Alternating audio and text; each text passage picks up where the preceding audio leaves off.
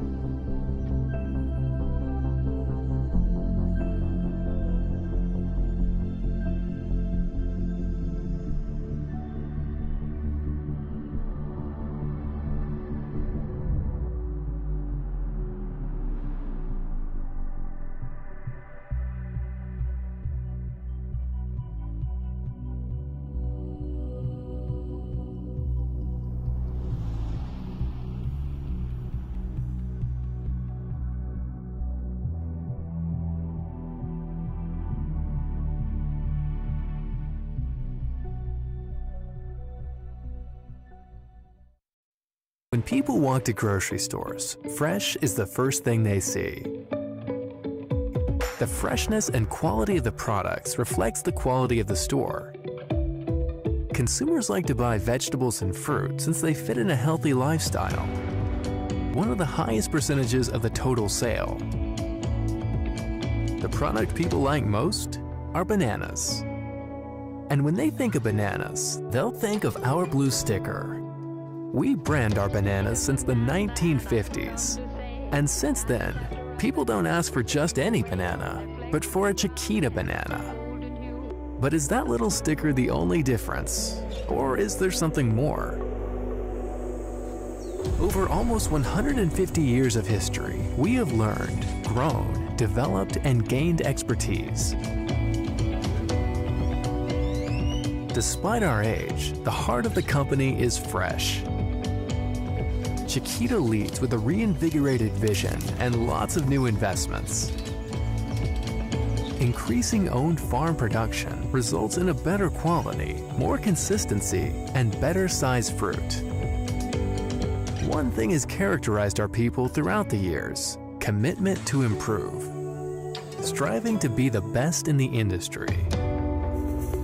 They are taking care of our sensitive products all the way to the customer, because how they look reflects how much care they've gotten. With renovated containers, the bananas are brought to the right temperature of 14 degrees, so the bananas stay nice and green during the whole journey. Our multi-geographic sourcing strategy, vessels, and modernized ports guarantee reliability and efficiency.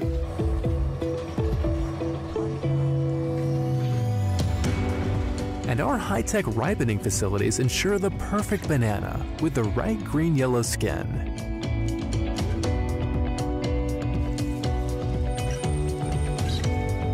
We are ready for a healthy and durable future. A future in which consumers more and more will choose for their health and for durability. A beautiful product that is simply perfect and truly delicious.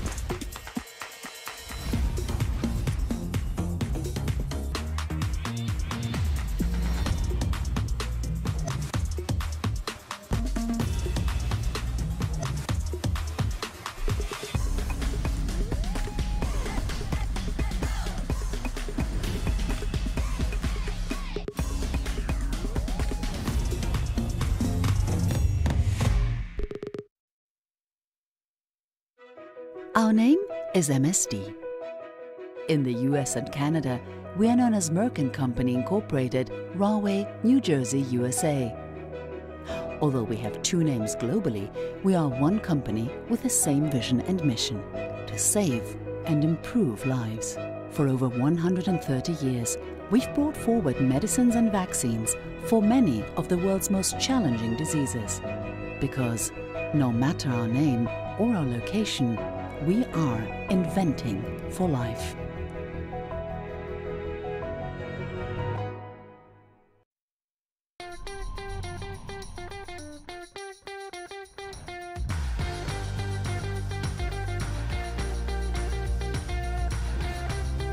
We are a global multi-energy company.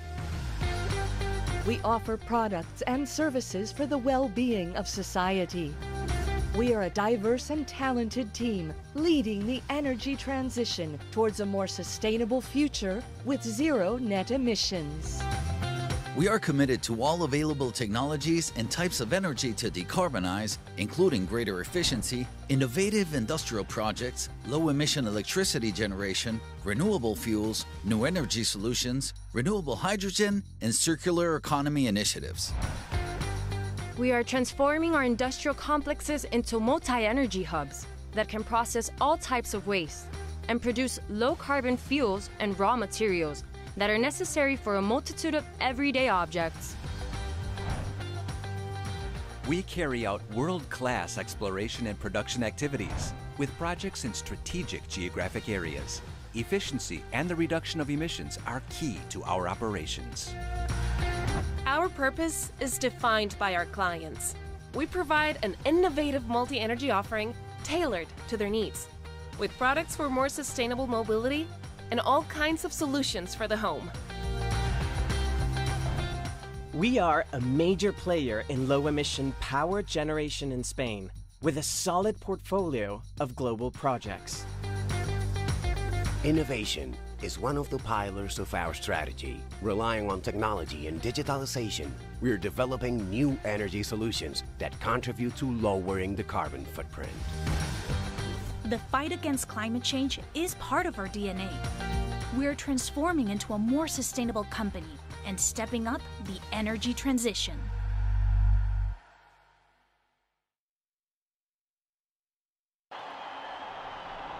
It may not seem like it, but this is actually progress in play. A Shell Energy 100% renewable electricity plant, lighting every soccer match at Shell Energy Stadium. We're moving forward with the Houston Dash, because we're moving forward with everybody. Shell, powering progress. Somos una empresa liderada por personas, empoderada por la tecnología. Omnicanal, dedicada a ayudar a la gente a ahorrar dinero y vivir mejor. Walmart de México y Centroamérica opera en 6 países: Costa Rica, El Salvador, Guatemala, Honduras, México y Nicaragua. En México, más de 5 millones de clientes y socios realizan a diario sus compras en Bodega Aurrerá, Sam's Club, Walmart Express y Walmart Supercenter, así como ventas en línea y en dispositivos móviles. Te invitamos a consultar nuestro informe anual.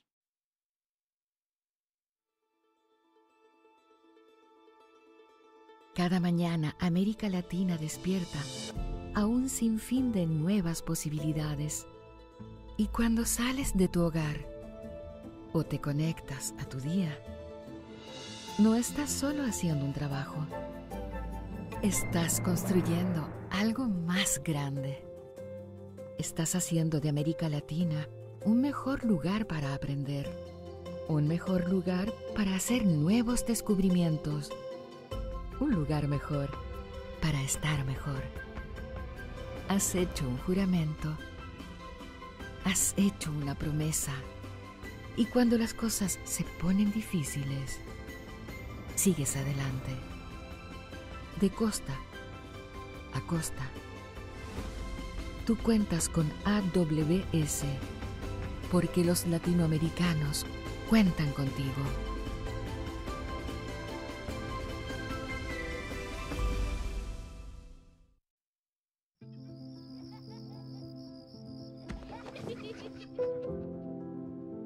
over 7 billion people, each in our own little corner of the world.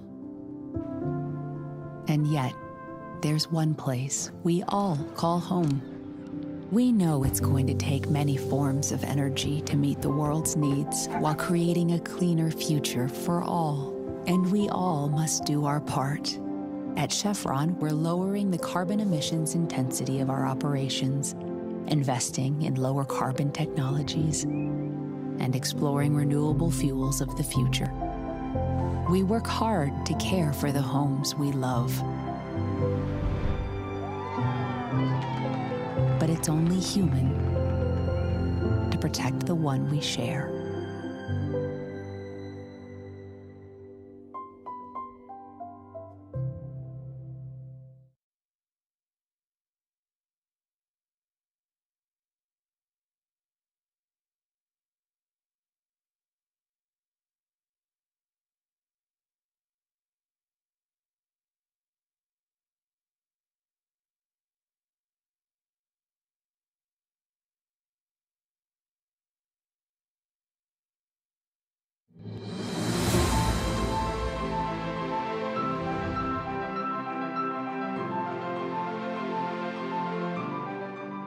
We're further along on this route to a hemisphere that's more united and prosperous. The Western Hemisphere is our home.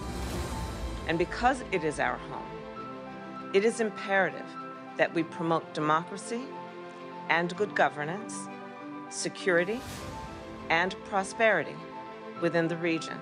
Democracy is essential for the social, political, and economic development of the peoples of the Americas. And I think Latin America has to think in that same mode. We are not going to go easily back to the world of yesterday, but in the world of tomorrow, there is more that can be done within regions to get the economies booming.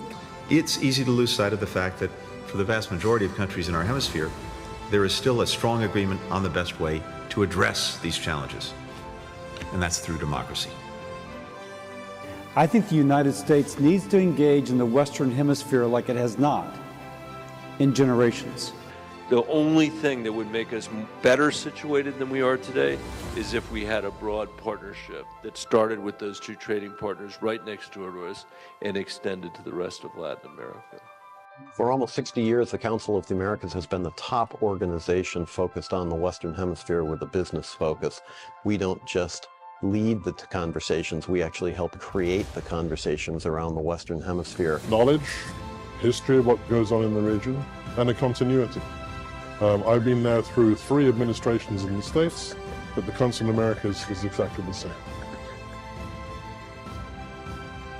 It's really a great avenue to get your issues in front of people who are your stakeholders, but to people who are actually the decision makers, public and private sector. And also learning from colleagues who are in other industries. We share the same challenges about growing business and growing economic opportunity for all in the Americas.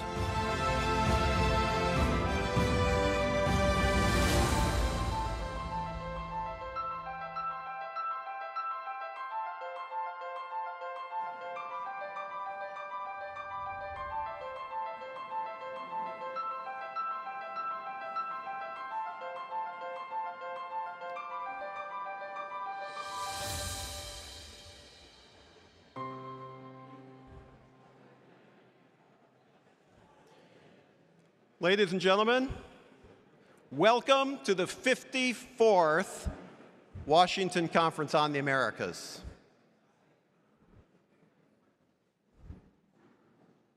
My name is Eric Farnsworth, and I'm delighted to have the opportunity once again to welcome you here to this beautiful, historic location, the Organization of American States here in Washington, D.C. Thank you to the Secretary General, Luis Almagro, and also to U.S. Ambassadors Brian Nichols and Francisco Mora for making this day possible. More importantly, we thank all 3 of them for their friendship. Ambassadors, senior government officials, representatives, Council of the Americas members, friends, our screens constantly remind us that we live in perilous times. The world seems every day more complicated and unruly. And it's easy to get caught up in the information doom loop. We all do it. Yet if there is one region worldwide free from sectarian violence, rich in human capital and natural resources, favorable toward democratic values, and very much open for business, it's the Western Hemisphere. Like anywhere else, the region faces headwinds and is not immune to political, economic, or occasional social disruption. But for almost 60 years, the Council of the Americas has firmly believed that Latin America and the Caribbean present outsized potential and must therefore be centered in the global governance and economic calculus. And that's why we've chosen our conference title this year, Advancing the Business Case for the Americas, because the opportunities are real. All of you know that, and that's why we're all here. But we need to acknowledge, promote, and contend for them. Our sponsors and members allow us to do just that, providing the support that enables our activities, including making this the most impactful conference each year on the Americas. We are mindful of their support. Our 2024 Washington Conference on the Americas presenting platinum sponsors are Amazon and Chevron. Our gold sponsors are AES, BMW, Chiquita, Freeport-McMoRan, GM, Merck, MetLife, Repsol, Shell, and Walmart. Please give them each an appreciative shout out.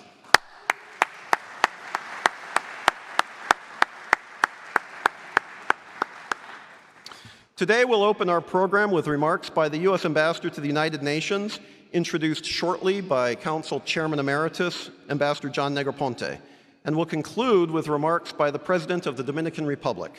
In between, we'll feature panels and discussions with top officials and experts. Our speakers are absolutely first-rate, and we're so pleased that they and you are here with us to engage. It's going to be a great day, so let's get to it. Ladies and gentlemen, to offer his own introduction, please join me in welcoming our co-host for the 54th Washington Conference on the Americas, the Assistant Secretary of State for the Western Hemisphere, Ambassador Brian Nichols.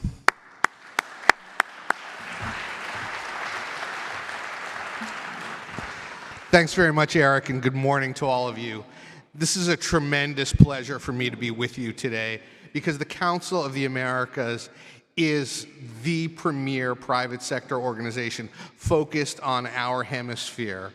The transformational and historic work that this group has done for over half a century is really vital to the vision that we have in the administration.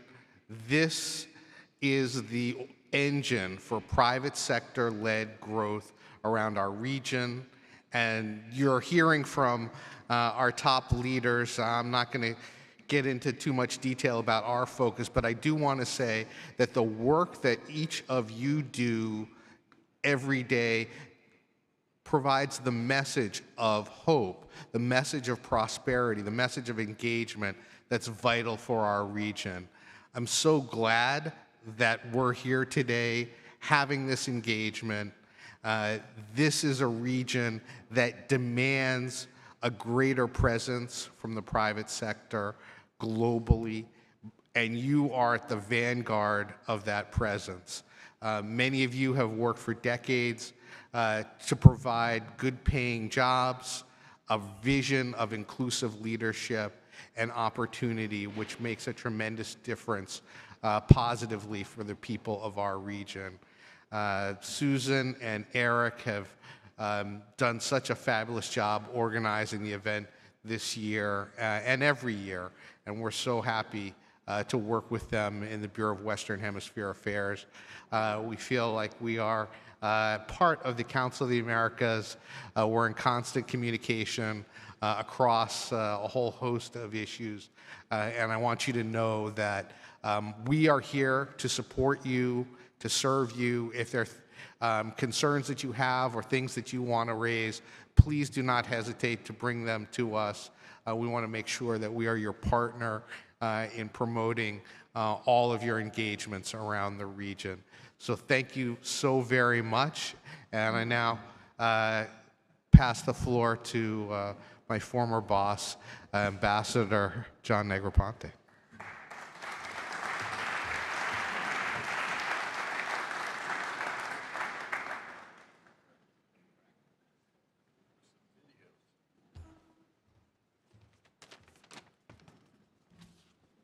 Good morning. I was just thinking, Brian, if you want to join, the Western Hemisphere Bureau wants to join the Council of the Americas, I'm sure we could find a special price. It's my distinct pleasure to introduce our opening conference speaker, the Honorable Linda Thomas-Greenfield, United States Ambassador to the United Nations, or as we say technically up there in New York, permanent representative to the United Nations. It is an extraordinarily positive signal that even in the midst of cascading international uncertainties, the ambassador has joined us this morning. The United Nations is at the vortex of ongoing debates, including Haiti and Venezuela, and her plate is very full. As someone with personal knowledge of the complexity of her position at the United Nations, I can say that she has done a remarkable job under very difficult circumstances. I've certainly been impressed by her steady hand and positive results to date on behalf of the American people. We're delighted that she has agreed to join us today to discuss United States partnership with the Hemisphere. Ambassador Thomas-Greenfield, welcome to the Council of the Americas.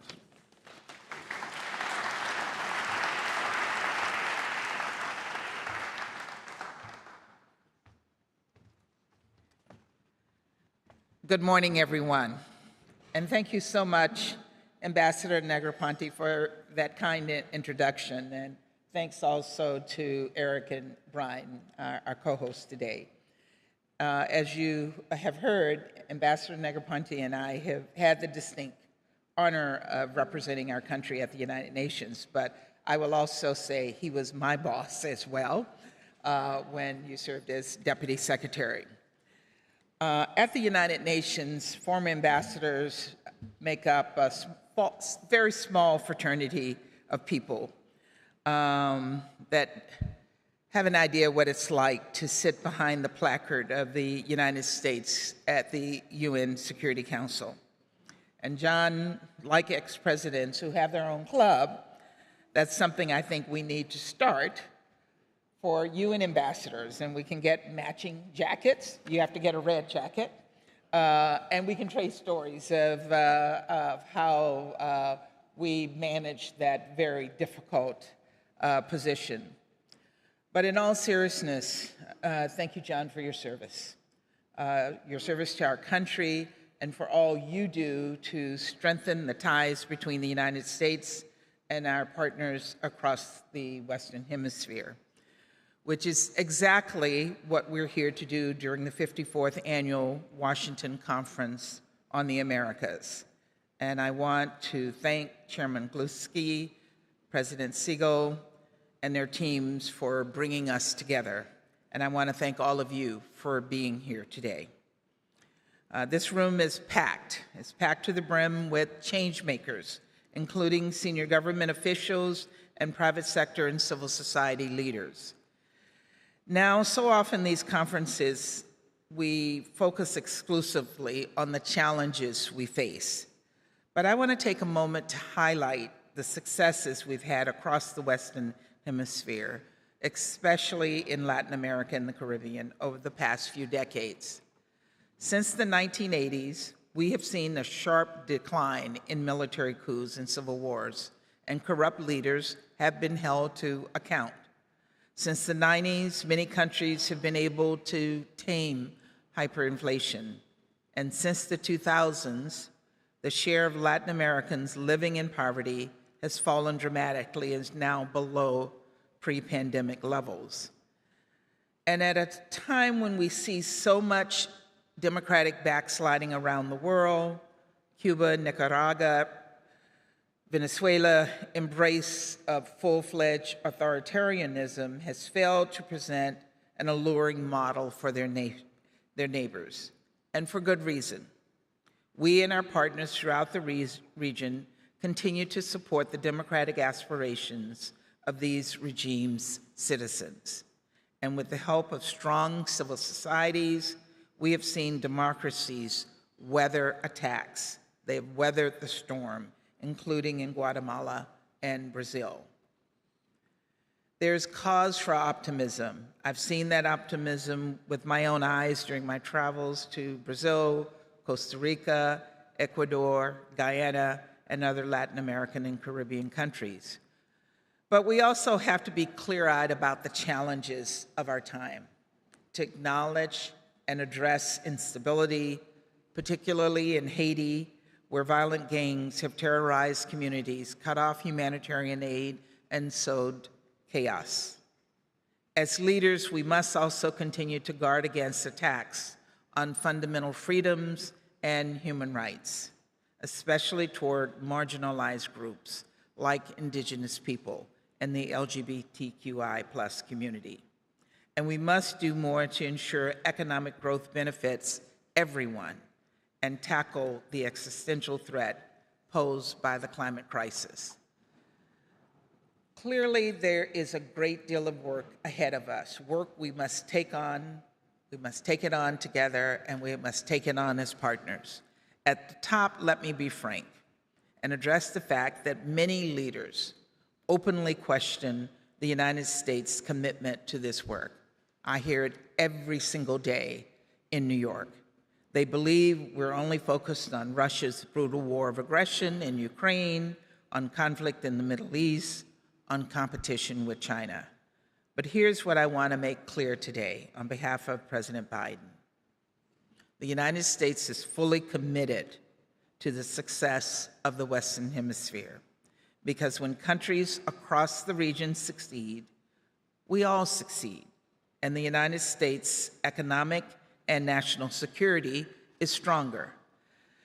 Now, it's one thing to say we're committed, and it's another thing to demonstrate it.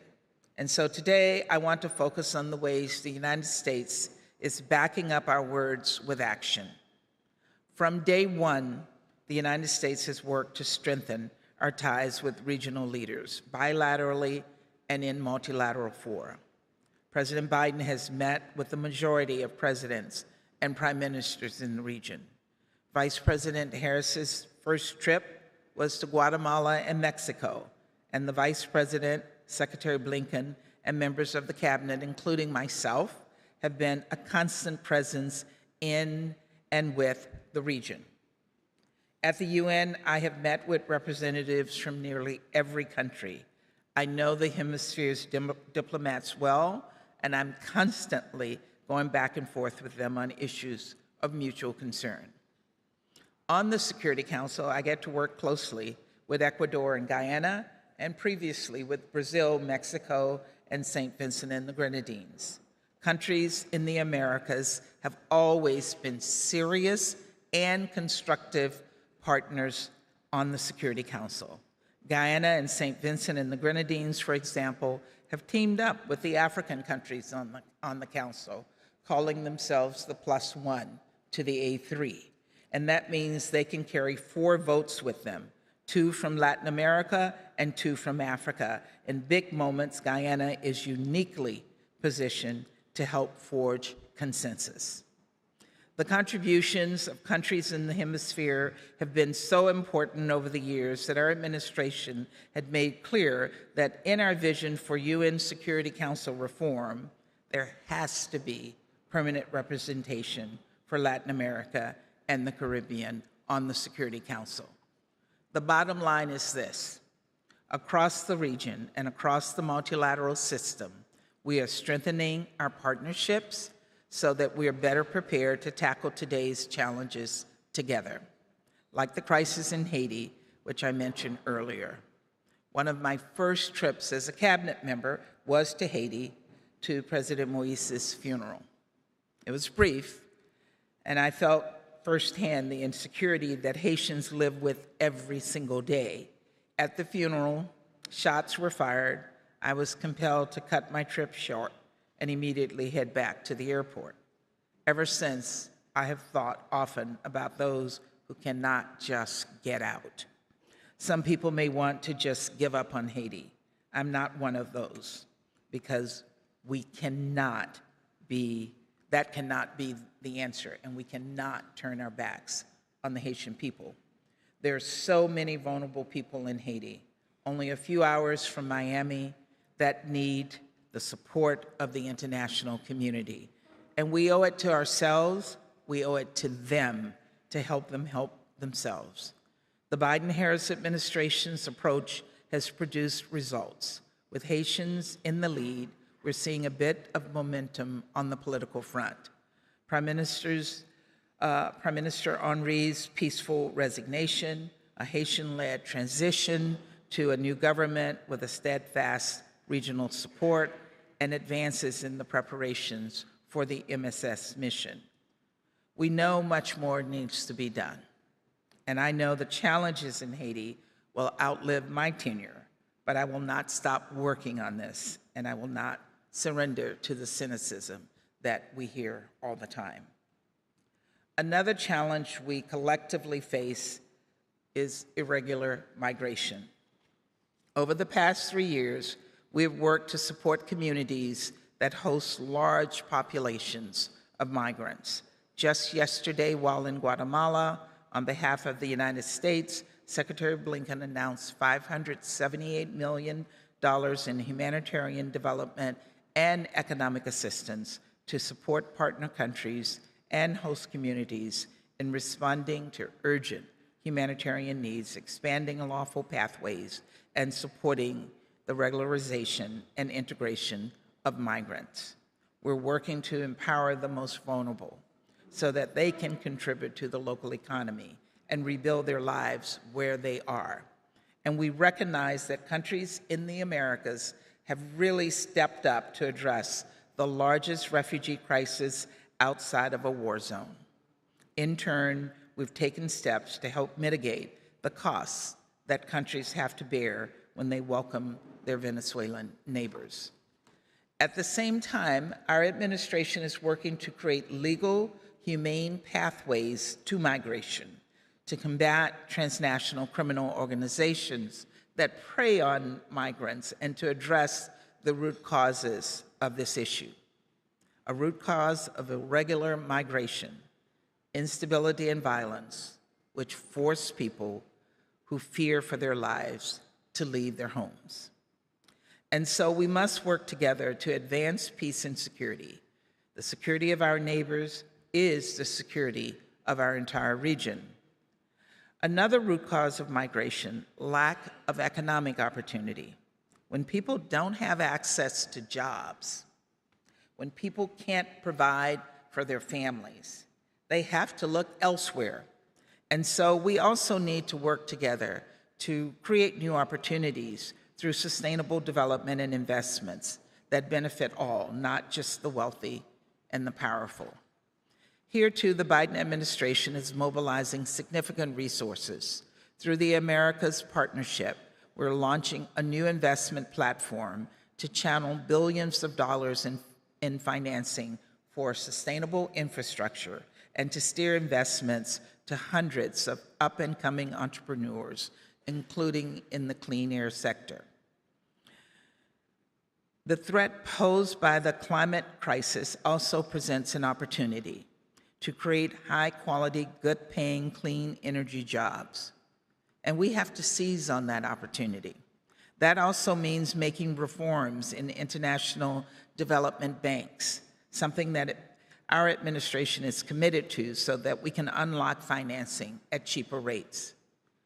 Another key piece of this puzzle, public and private sector partnerships, because as Secretary Blinken has said, and I quote, "Delivering growth with equity demands tapping into one of the most powerful engines for opportunity in the Americas, the private sector," unquote. U.S. trade with countries in the region total $1.5 trillion a year, far more than any other country in the world, and we're proud to invest in a way that aligns with the region's values, in a way that's open and transparent, in a way that respects labor and human rights, in a way that is environmentally conscientious, and that doesn't pile debt on countries, especially the region's middle-income economies. And we promote economic prosperity. As we promote economic prosperity, we must also promote democracy. because the two are linked. Let's be honest. Some of us share a different view on this. Some believe that economic growth trumps civil and political rights. And autocrats are making the case that cracking down on freedom of speech, assembly, and press is unacceptable as long as there is economic development. But the United States has a fundamentally different view of the case. We know that when societies have fundamental rights, everyone, and especially minorities and vulnerable populations, are more secure and prosperous. We know that when countries put an emphasis on political rights, when they root out corruption and strengthen the rule of law, international investors gain confidence and businesses can thrive. And so as we work to expand economic growth for all our citizens, we must continue to protect and strengthen our democracies. After all, one of the key reasons our partnerships are so strong is because we share democratic values. We share a commitment to civil liberties, to equal rights. Another thing that brings us together are people-to-people ties, and that's what I want to close with, because this is the foundation of our partnership, of our shared success.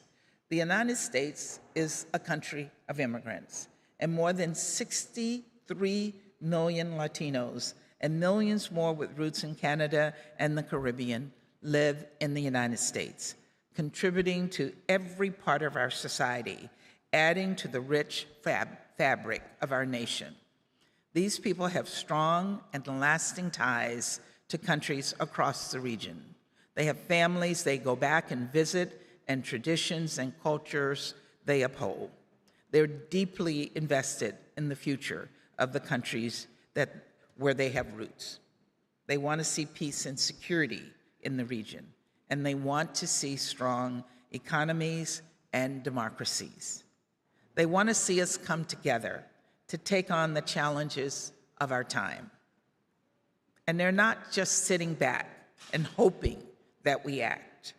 People across the hemisphere, including young students, entrepreneurs, civil society groups, are stepping up to lead. And I know this because I've met with these groups. I've met with the young people during my travels in New York and at the Summit of the Americas and the Cities Summit. With these grassroots leaders at the fore, I'm incredibly hopeful and optimistic about the future of our region, a future that is more secure, more prosperous, and more democratic for all. Thank you for the opportunity to speak with you today, and thank you for your continued partnership.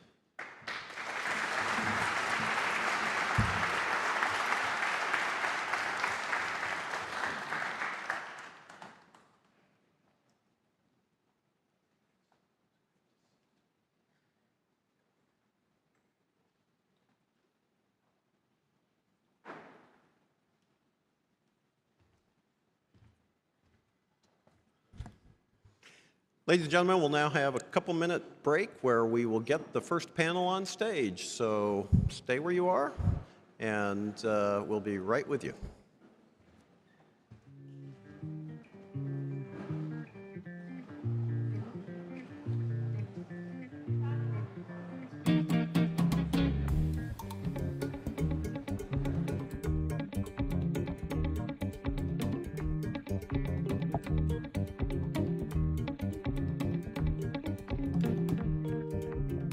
Ekadiambuko Kipamenso incido do colo Congo ame Congo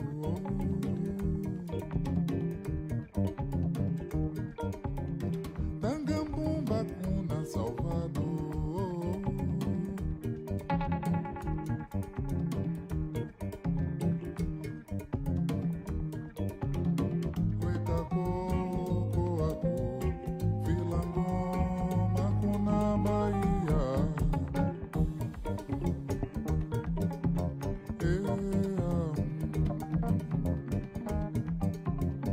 Ekadiambuko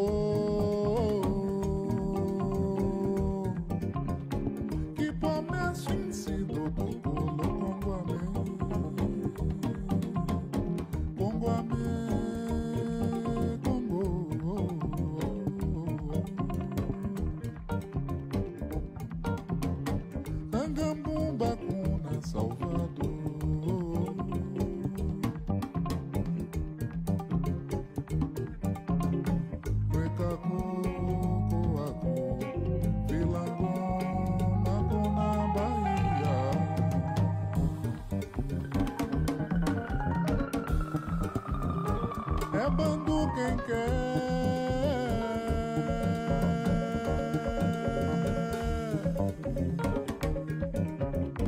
Tumba, tumba, sé. É tumbem se é junçara ao Easy de Mariquinha. Bando quem quer.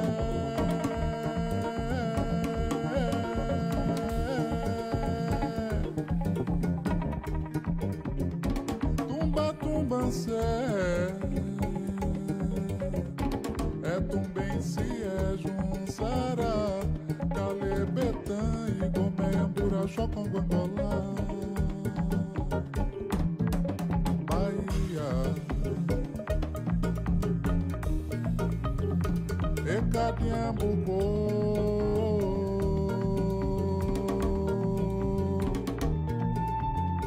que poameço em si do colo Congo, Congo. Oh, that was really bad. Thank you. You know, my power blow. Yeah. It's great.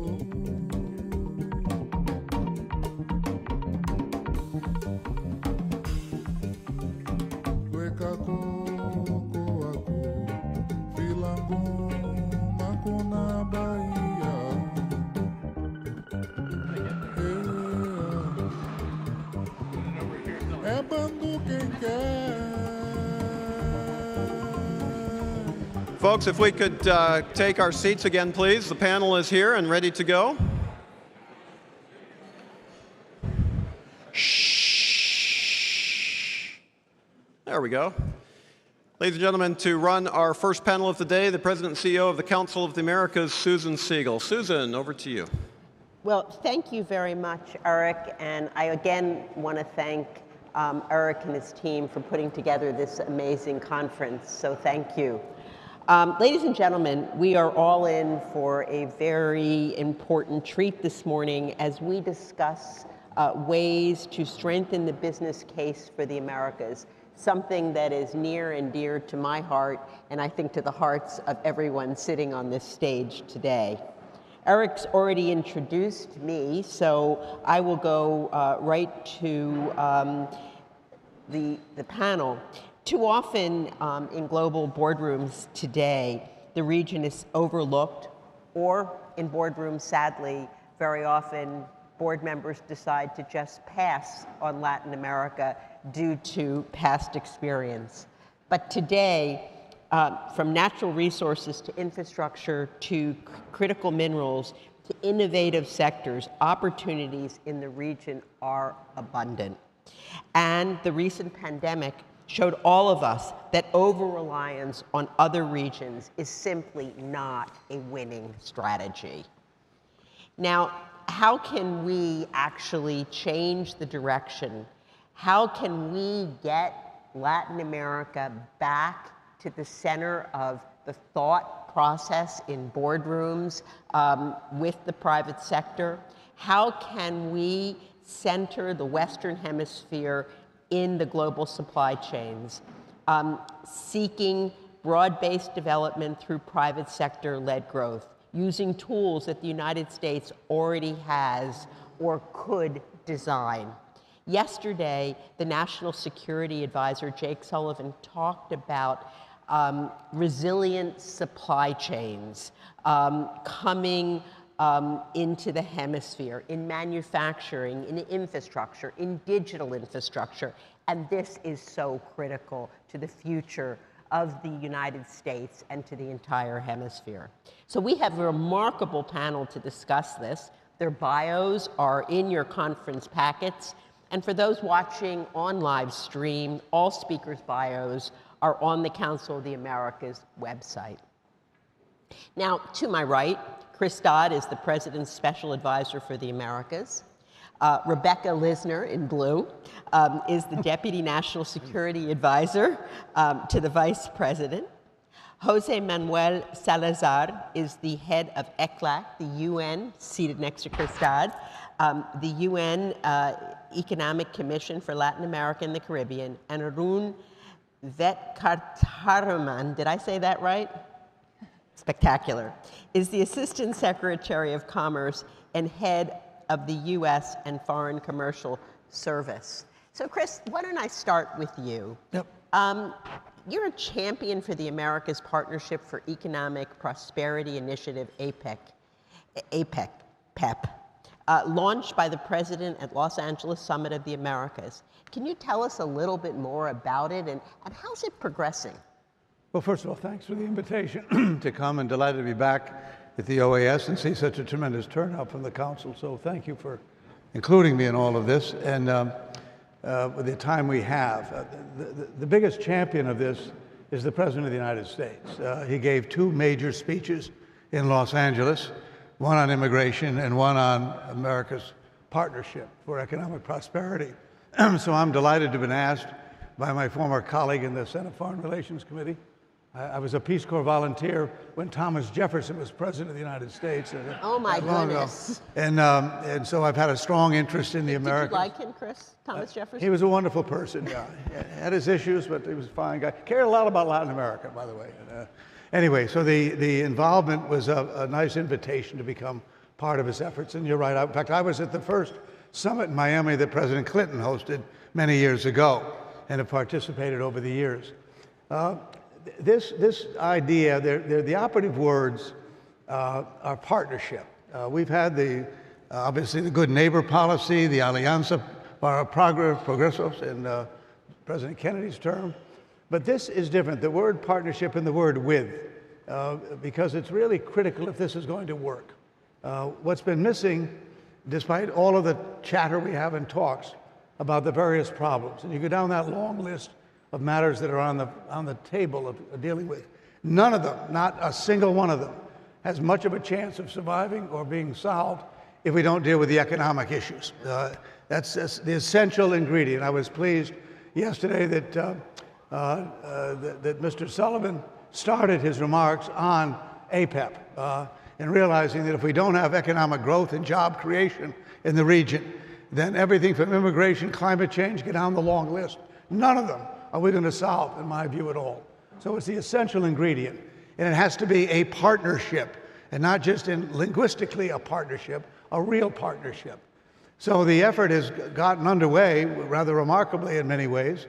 12 countries initially have joined this effort, all of whom have had free trade agreements or have policies and projects underway where investment or encouraging investment of the private sector there.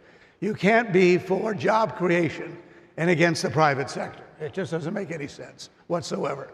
So the efforts, I spent last weekend in Los Angeles at the Milken Institute, where again, the subject again, and Latin America was a major player. Ilan Goldfein was there. My former Senate colleague, Bill Cassidy, was there. We'll talk about his proposal in a minute, America's Act, which has been introduced now in a bicameral, bipartisan way. I mean, you can't get bipartisanship in the Congress today on a Mother's Day resolution, let alone on Latin America. So we're showing some real progress, and we'll talk about that. But the whole idea is to develop and grow regional economic integration. Yes. In Latin America, it isn't enough that you give one country a free trade agreement. There are 20 of them around the world, free trade agreements. 12 of them are in the Americas. It's not been neglected as an area of free trade agreements, but they haven't grown into regional agreements. Mercosur was an effort, but really has never matured as much as everyone hoped it would. So until we can convince countries in the region that it's in their common interest to work together on these issues here, working with us and with others. I probably get in trouble suggesting this, but we need to be encouraging European involvement in the region, Asian involvement in the region from democratic countries as well. And there's a growing appetite to be involved as well. So I'm optimistic about this. As I mentioned, 12 countries have already indicated they want to be a part of this. They came to Washington. We had in November 3rd a meeting of 12 heads of state for almost 3 days at the IDB, where they all made presentations about their individual countries and what they offered to the private sector. The Senate Foreign Relations Committee hosted the 12 heads of state. Secretary of the Treasury met with them and has now initiated a meeting with the 12 foreign ministers of these APEP countries Every year, as the IMF and the World Bank gather here in Washington, we had the Secretary of the Treasury hosted a wonderful meeting with all 12 heads of state. And then the President of the United States invited them to meet in the East Room of the White House. Now, for those in this room, you'll appreciate that maybe more than others. There are a lot of ways and places you can have meetings in Washington, certainly at the State Department, at the Executive Office building, and so forth. To use the East Room of the White House as the venue to invite these 12 heads of state from the Americas was a lot more significant than I think most people realize here. It was elevating this meeting, and it came within a month, less than a month, after the tragedies in Gaza, in a sense. And candidly, and many of us understand this, excuse my voice, by the way, in the morning here, but in former administrations, and I say with great respect, had they been confronted with the problems in Gaza and the Ukraine, and we had scheduled this meeting for 11 or 12 heads of state, they would have said probably, why don't we wait until next year to do it? But the President of the United States didn't. He said, no, we're having the meeting in the White House to talk about these issues. And as a result, he elevated immediately the importance of this effort. So it's underway with agreements that are occurring. And I'll lastly say this to you, Susan. He said it well. He said it many years ago, but he repeats it all the time. And he's absolutely right. The Americas, from the Yukon to Ushuaia, represent 1/10 of the world's population. 60% of the lithium in the world is located in our hemisphere. We have 10 elections this year in the Americas. Had one in Panama on Sunday. You got elections in Mexico and others are coming up. We're the second most democratic part of the world outside of Western Europe. And so there's a lot to recommend. This Americas, our Americas. And we don't do that enough to celebrate the existing resources, human and natural, that exist in the region. So I'm very excited about this. We have 8 countries now that have indicated they would like to be a part of APEP. You've got the act in Congress, which we can talk about. These other resources that are knowledgeable people see the value in them, the nearshoring, the supply chains, all of that is happening already. So we ought to be very optimistic about this. I'm reaching that point, as I say, having served with Thomas Jefferson, I'm reaching a point, but I'm excited about the appetite now in Congress, among the House of Representatives and the Senate and an administration that can work together on this. Sorry about the length of my answer. No, that's okay. I'm also... I'm an optimist. I'm a total optimist. Yeah. I've worked with Latin America my whole life. So if I could now ask Jose Manuel, why don't you give us a little bit in 3 minutes about how you see the economic situation in Latin America right now? Yes, well, thank you very much. First of all, it's an enormous pleasure and an honor to be in this distinguished panel. I was here at the OAS for 7 years, working on the free trade area of the Americas. You remember, everyone, the free trade area of the Americas, which at the moment was an enormous framework and proposal from the US to Latin America. I'll refer to that a little bit more. Look, we see from ECLAC Latin America and the Caribbean, which is enormous opportunities, but also going through not very good spots. In the last 10 years, the average growth of the region was only 0.8%. This is less than half the 2% at which the region grew in the famous lost decade of the 80s. So it's not good. It's very difficult to reduce poverty, to reduce informality, to create good jobs, etc., with the low rate of growth. Not growth per se. We know that growth has to be inclusive, has to create good jobs, has to be sustainable, and now there's all the green agenda in which countries are working very, very strongly.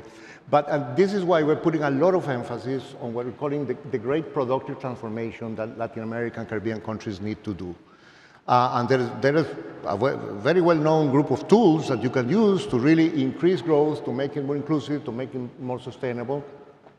We have a proposal where we have pointed out a list of at least 14 to 15 dynamizing sectors in which countries are actually working, most of them. That include, the great green push, everything that has to do with energy transition, with circular economy, with electrical mobility, with sustainable tourism, with food security, et cetera, is enormous. Then, of course, the whole agenda about services, particularly modern services, exported, ICT-enabled, services. And there are many US companies already in Latin America. My own country, Costa Rica, our main exports is modern services enabled by internet. I mean, there are companies like Hewlett-Packard have 10,000 employees just doing that. It's much more than the initial phases of call centers. You have back office services, you have very sophisticated things one cannot even imagine in the exports of services. Uruguay is also developing quite a lot in that sense. So that's an enormous area of opportunity where there are many US companies already present. Then, of course, there are medical devices. Again, Costa Rica, Dominican Republic have major clusters in medical devices, most of them by American multinationals. So I think, the business scene is very vibrant, is very strong. How's the economic scene? I mean, how do you see growth in Well, Latin America that is the thing, that all this new partnership of the United States with Latin American countries goes to the heart of one of the weaknesses, of the traps in which Latin America is caught, which is this low growth trap. Yes. Now, I can give you figures, in terms we expect this year, and the IMF just published the World Economic kind of revised for the world growth rates, and it predicts or expects 2% growth in Latin America on average. Okay, it's better than other years, but it's not brilliant. We expect 2.1. That's, of course, an average. There are differences. By the way, in those differences between South America and so on, Mexico and Central America grow much higher than South America. Why? Because the ties with the United States, precisely, which shows that the business case is win-win. The more you have with a dynamic economy like the United States. South America is more, for some countries, China is the first market of destination, or Europe. And of course, a lot of it is minerals and copper and so on, so it depends more on that. Of course, a lot of agriculture as well. So, I mean, perhaps in summary, there are many social challenges in Latin America. Our estimate is that the poverty rate is 29% at the moment. We're talking about 180 million people under the poverty line. Extreme poverty is 13%. So there is a lot that needs to be done. And the thing is that the economics is linked with the politics, because we see an erosion on democracy. There is a concern about democracy. There's a deterioration. There is an increase, which is a big challenge of organized crime, as you know, which is becoming, a big structural obstacle for growth itself. And not that we want to be deterministic, but you really have to have, democracies have to deliver. They have to deliver growth. They have to deliver good jobs. They have to deliver hope for people. And this is why this agenda about, economic growth and partnership, and just finish with this. If the great proposal of the United States in the 90s, in which I personally worked quite a lot, which is the free trade area Americas, what was excellent. It didn't come to happen, at least as planned. But frankly, most countries, almost all countries in Latin America now have free trade agreements with the United States. So in a way, we got to the FTAA via complicated routes, but you have the framework that the FTAA was trying to create, a framework of basically free trade, a framework of security for investment, and many other chapters of trade agreement. So I think in this new phase, and with the geopolitical situations and the technological rivalry with China, and this and that, and microprocessors and the green transition and electrical mobility, I think the new phase of partnership between the United States and Latin America, win-win for both, is microeconomics, is do partnerships in specific sectors, like the ones I just mentioned. And I think that's the great contribution that the new approach, that you were mentioning can make. Latin American countries are investing and putting incentives and attracting investment in this. But there is huge opportunities, and there is an alignment, I think, between the new vision of industrial policies of the United States that is putting, efforts and incentives, and a lot of this can happen with Latin America, like it's happening with Mexico in many value chains. Thank you very much. So, Rebecca, this Vice President addressed the 51st Washington Conference on the Americas in 2021, and she talked about Central America, and that has really been a key part, or will be a key part of her legacy when she launched a call to action. Can you tell us about the progress with Central America, and where do you see where's further attention required? Thanks so much, Susan. Thank you to the Council of the Americas. It's great to be here with my close colleague Arun, with Senator Dodd, with Jose. Thank you so much. So President Biden was very clear in his national security strategy that there is no region of the world that more directly affects the United States and the American people than the Western Hemisphere. And that's why, as I think you heard from Jake yesterday and Ambassador Thomas-Greenfield as well, we are moving out on an expansive and ambitious agenda throughout the hemisphere, whether that's the LA Declaration, whether that's the Americas Partnership that Senator Dodd just spoke to, ambitious work on climate, health, et cetera. And for that reason, the Vice President has spent a considerable amount of time on this hemisphere, and to just start off with her work on Central America, as you asked, Susan. So early in the administration, President Biden asked the Vice President to lead the development of a strategy to address the root causes of migration from Northern Central America.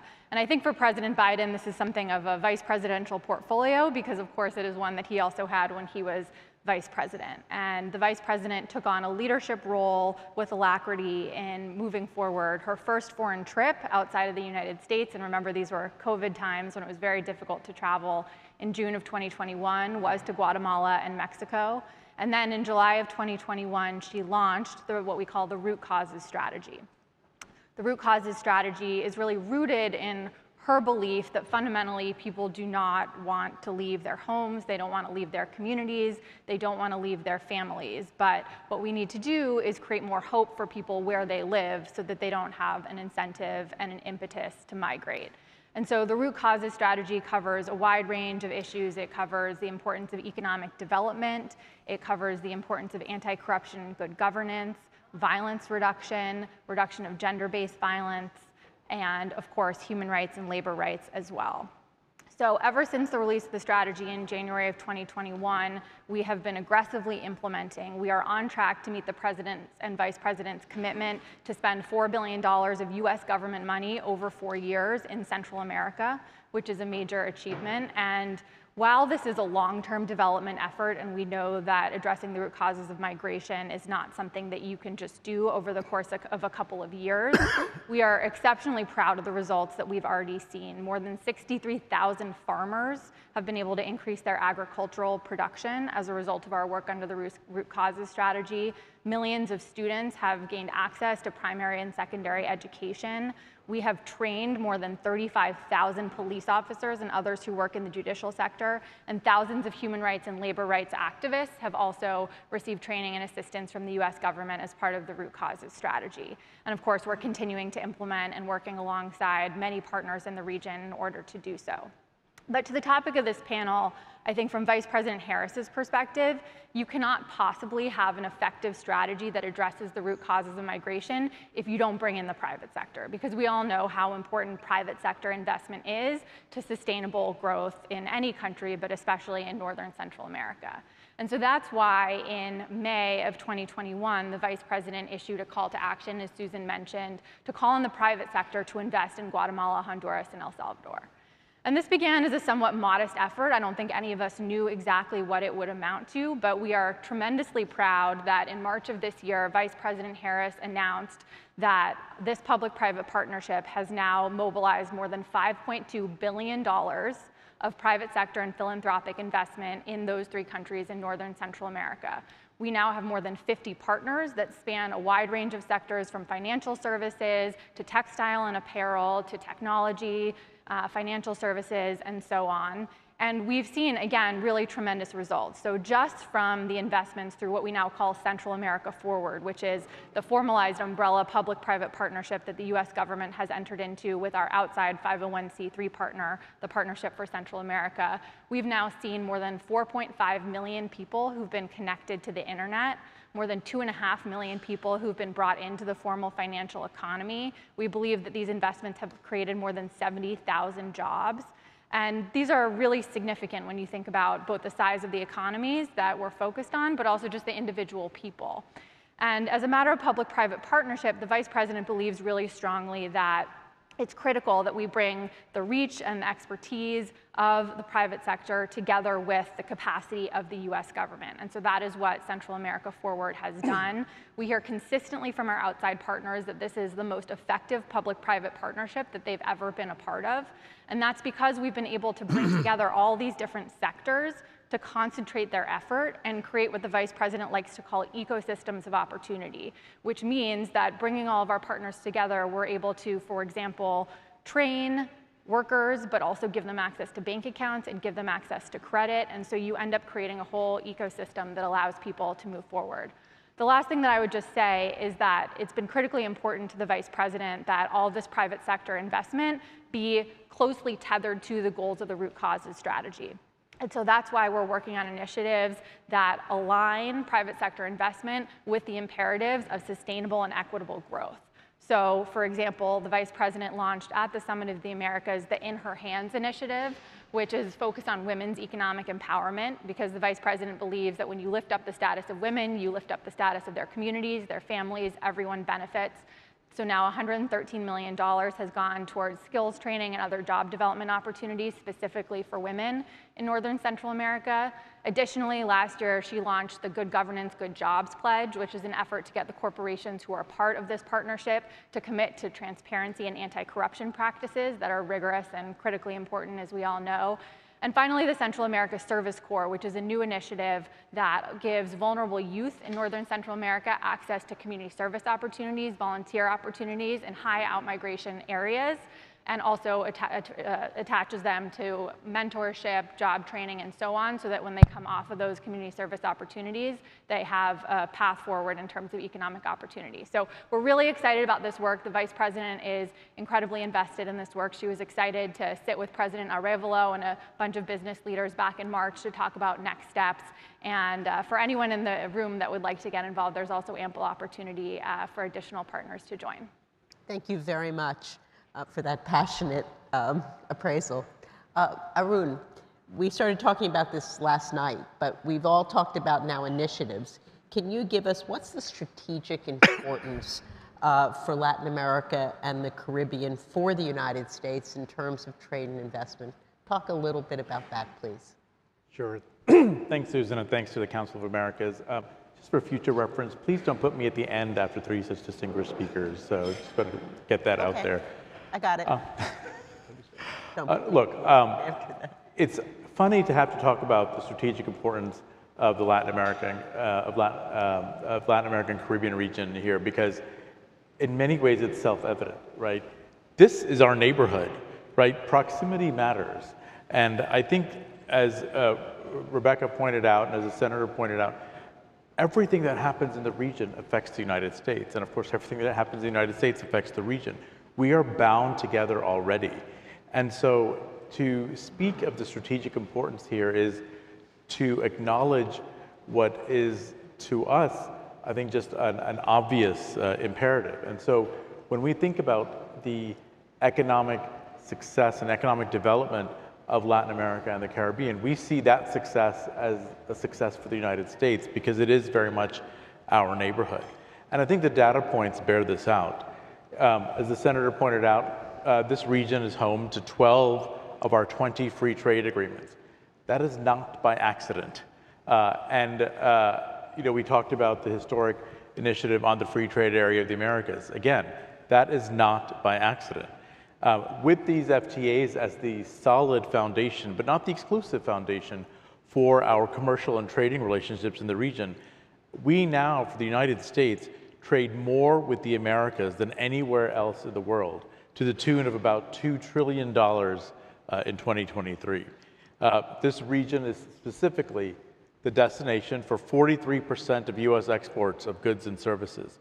And from where I sit, where I run an organization that exists to help small businesses export, this region is also often the starting point for those small businesses. They look right nearby to see, what are those markets that I should be accessing? What are those customers that I should be reaching right here in our neighborhood? It also should be noted that on the flip side, the United States is the top trading partner for over 2/3 of the region's countries. And of course, is the region's largest source of foreign direct investment in many cases for over 100 years. I think sometimes what gets lost in the news is, when we have so many of our companies that have just been in the region and active and contributing to economic growth in the region for decades, and as I said, in some cases over 100 years, it's almost like, it's just become part of the routine, but it actually is incredible, and we are so incredibly proud of our American companies that are partnering in the region. And I think what they're doing today, and I think the critical nature of that partnership today is more than ever, our American companies are the ones that are capable of providing the very solutions to the policy objectives that leaders across the regions are trying to achieve. Whatever country you're talking about, we've had a number of elections, the senator pointed out we have more elections coming up this year. Wherever you have leaders that have articulated objectives, in so many cases, American companies have the best solutions to help leaders meet those objectives. And we are very proud in the Commerce Department to not just stand up for American business, but to make sure that those partnerships materialize. Because at the end of the day, while it's important to have strategic partnerships, it's important to have high-level leader statements, we all know that it's the commercial partnerships that really build that connective tissue that underpin the strategic relationship. And again, because this is our neighborhood, we have been in all of these countries for so many years. And so when we talk about the strategic importance on the economic side, we cannot succeed unless Latin America and the Caribbean succeed. And our companies are a key part of that. Yeah. I completely agree with you, and I think everybody on this panel agrees with you. So we have 10 minutes and 42 seconds left. And so I'm going to ask each of you to be super brief, but I would like, Chris, you referred often to the Americas Act. Could you kind of talk to us? How does that fit in with APEP? And where does it stand? Well, first of all, it codifies what APEP does, which is very encouraging. There was a recent article by Shannon O'Neill in Foreign Affairs in which he talks about this very idea of what we've done with APIC in the past. As we sit here today, APEC, I think in Singapore, has an office where 50 employees are working every day, all day, on trying to figure out how to grow economic opportunities for U.S. businesses in the Pacific region, in a sense, including, by the way, countries like Chile, like Peru, like Mexico, that are part of the Pacific Rim deals. I think that's a tremendous idea. I didn't know Senator Cassidy before. I've known Michael Bennet for a long, long time. I know Adriana Espaillat in the House of Representatives. I don't know Congresswoman Salazar. But in this day and age, without getting into any excruciating details, we've all witnessed the lack of bipartisanship in the Congress of the United States. It was sort of a hallmark in the years that I served in the institutions up there. Here's an example of exactly what we've been missing here. You don't have to agree with every dotted I and crossed T. But what Bill Cassidy and Michael Bennet have done, and with their House counterparts, is offer some ideas on how we encourage private sector investment. You get the Congress of the United States now, the Article 1 division of our government, suggesting exactly what we're talking about today. And then secondly, you have an administration that is as committed to this through its APEP proposals.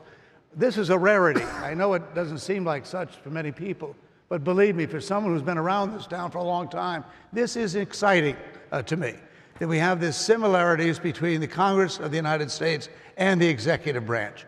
So I'm very optimistic about it. Senator Cassidy and I spent a good part of last weekend talking about this exactly and talking about the welcoming of these ideas.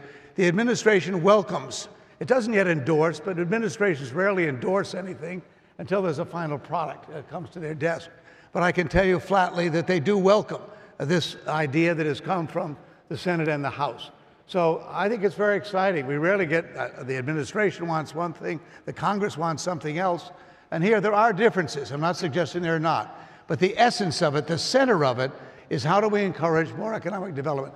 Let me take advantage of one point I want to say, and to Jose, to you. I don't believe it's just Central America. I think they have a heightened degree of interest.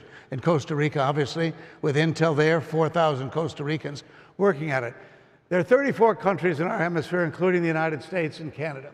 My experience has been that almost every country would prefer to be doing business with the United States, with Western Europe, with democracies in the Asian Pacific region here. What they have had to do in too many cases is turn to the Chinese bank, basically. What do I call debt diplomacy? I'll lend you money, I'll build the project, and if you don't pay me back, I own the project. It's not a complicated formula, in a sense. But that's what it is. And other countries, again, I'm not speaking absolutely every single one, but the vast majority would much prefer to be doing business with the West. What's missing and why the free trade agreements didn't end up doing what I think many of us intended for it to do, and that is to grow regional economic integration. This is a problem in the Western Hemisphere, and we've got to break that down, in a sense. You can't solve these problems one country at a time. You can do something to help along the way, but until there's that understanding that on climate change, on immigration, on new energy technologies and so forth, you got to share in this thing. This is a difficult problem, frankly, I say candidly to those in the room who come from the region. There needs to be more cooperation and integration economically, or all these ideas will have a marginal impact in effect. So I emphasize that particular point. I think that is the critical point, because, and it's also the critical point to enhance security in the region, is a regional approach to this, where the U.S. can help and provide technology. Well, as President Biden says over and over, and has said it for more than a decade, it wasn't just a day ago, he believes that our hemisphere could be the most prosperous, the most democratic, and the most secure. Absolutely. That's the aspiration we all ought to have. And I think it's within our reach to do so. I agree. So Arun, I'm not going to wait till last for you. I'm going right to you. Yeah. So how can we promote greater U.S. and market-led private sector engagement? Because all of this, countries want us to invest, but somehow we're not mobilizing enough funds quickly enough to make the strategic investments. So how can we do this?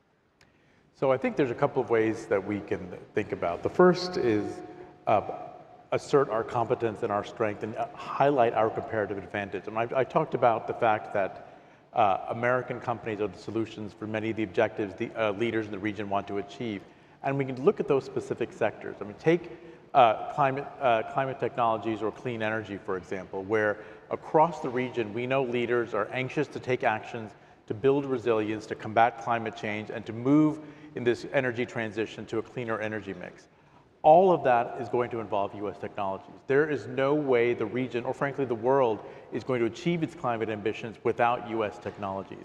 And so how can we bring U.S. technologies to the region? And that's part of what we're doing through our trade missions, through our trade shows, to highlight the availability of technologies and highlight their superiority in so many ways.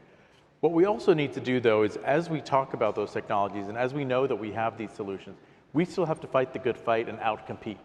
We have strong competitors in the region, and not all of them share the same values. So we have to do what we can to make sure that we are at the table and outcompeting them.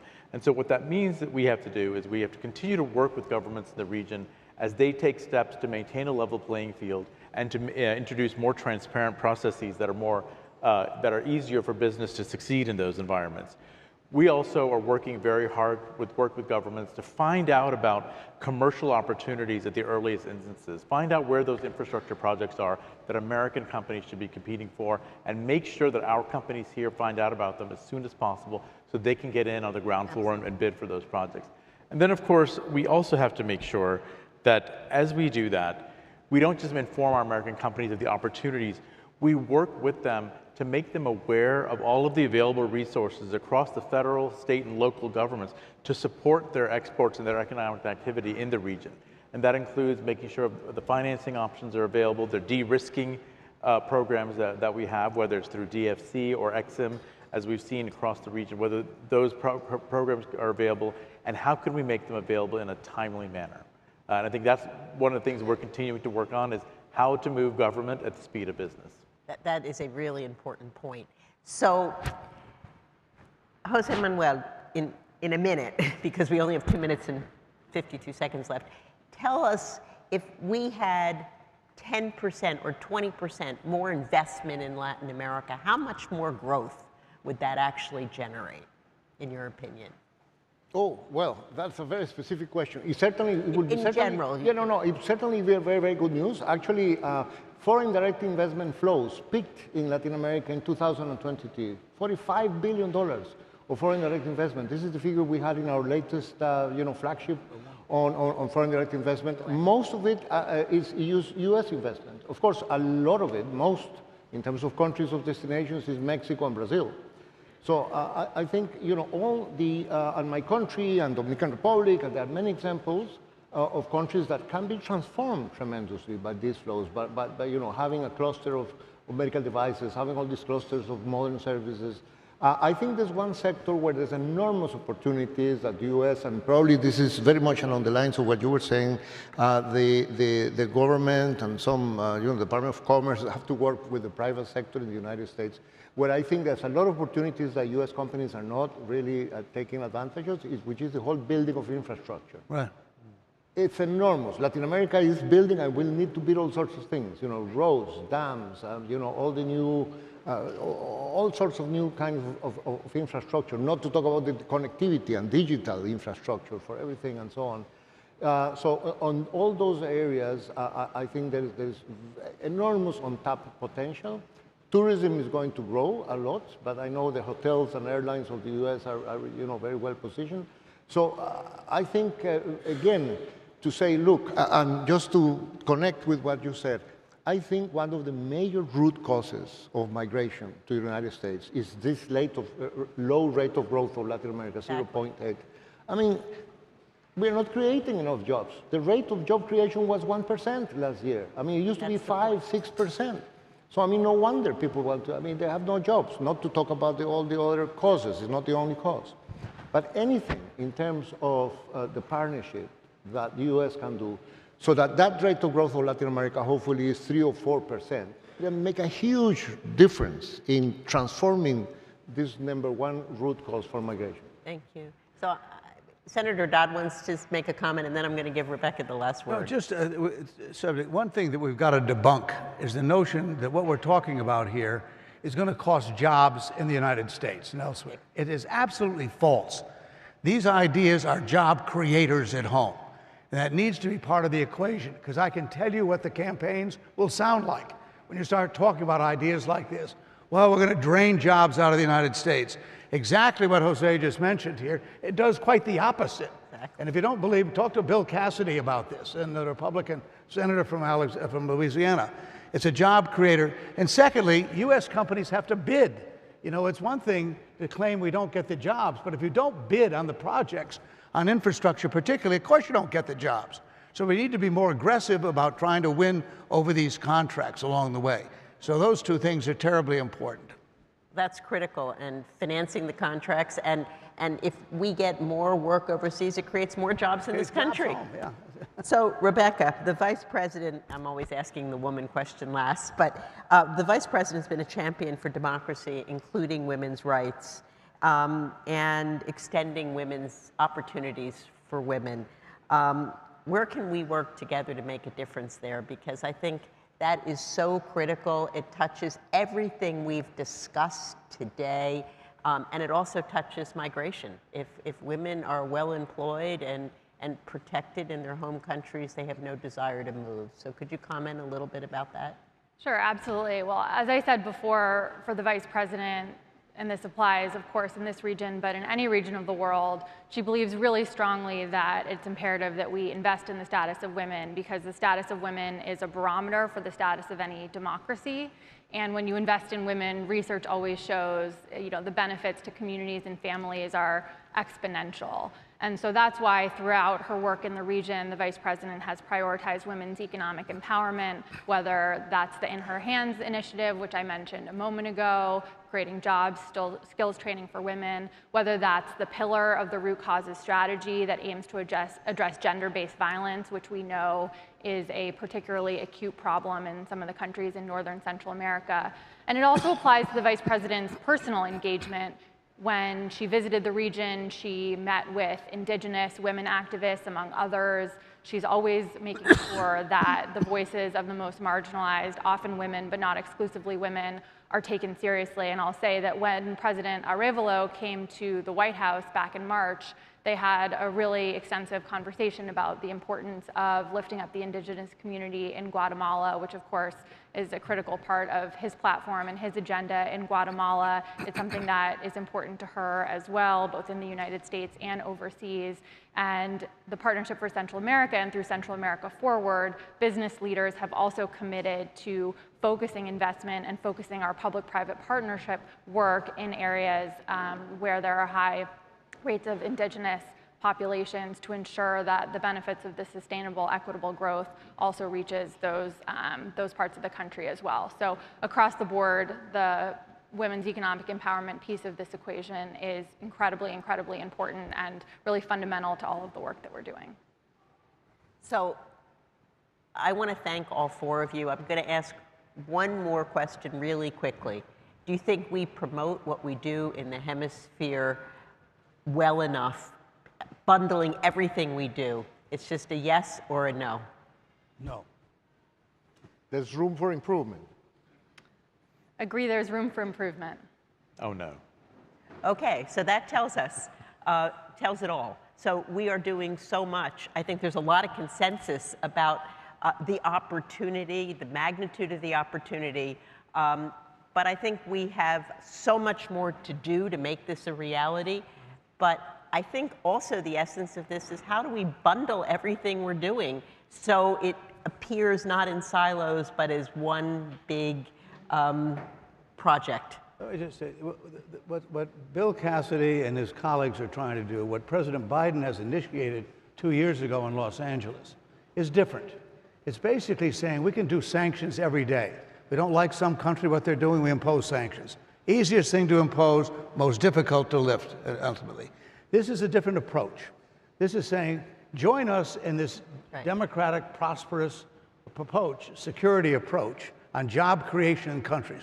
People don't leave their nations of birth and language and culture unless it's an act of desperation. This country in the United States understands that better than any other country in the world, in my view. And yet, too often we reject the idea of this as a critical element in keeping people home. But secondly, offering the alternative, showing what countries can do when we work together to impose and strengthen democracy, prosperity, and opportunity, you can make a huge difference.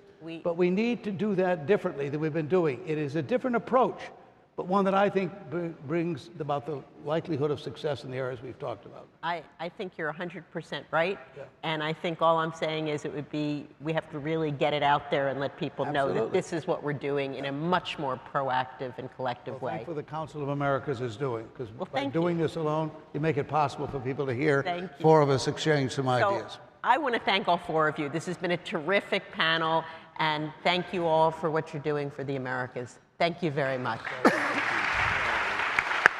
you, Susan. Now, we should get to...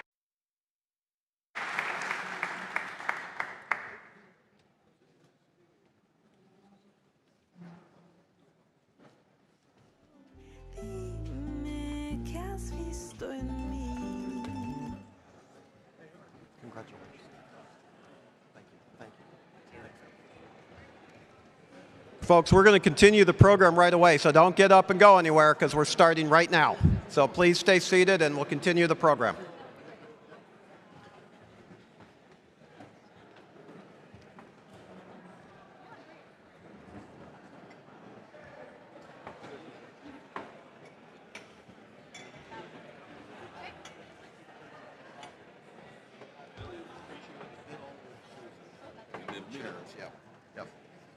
Leah, which chair is the minister going to? Which chair? Okay. What? The name is on? Okay. Ladies and gentlemen, we are going to continue the program now. And we've already introduced Susan, who did a fantastic job doing the panel that just concluded, and now she will continue with the keynote interview. Our next speaker has come all the way from Bogota, Colombia, just for this, so let's give him our attention, please. So, Susan, over to you for the keynote interview. Well, you don't get rid of me so quickly.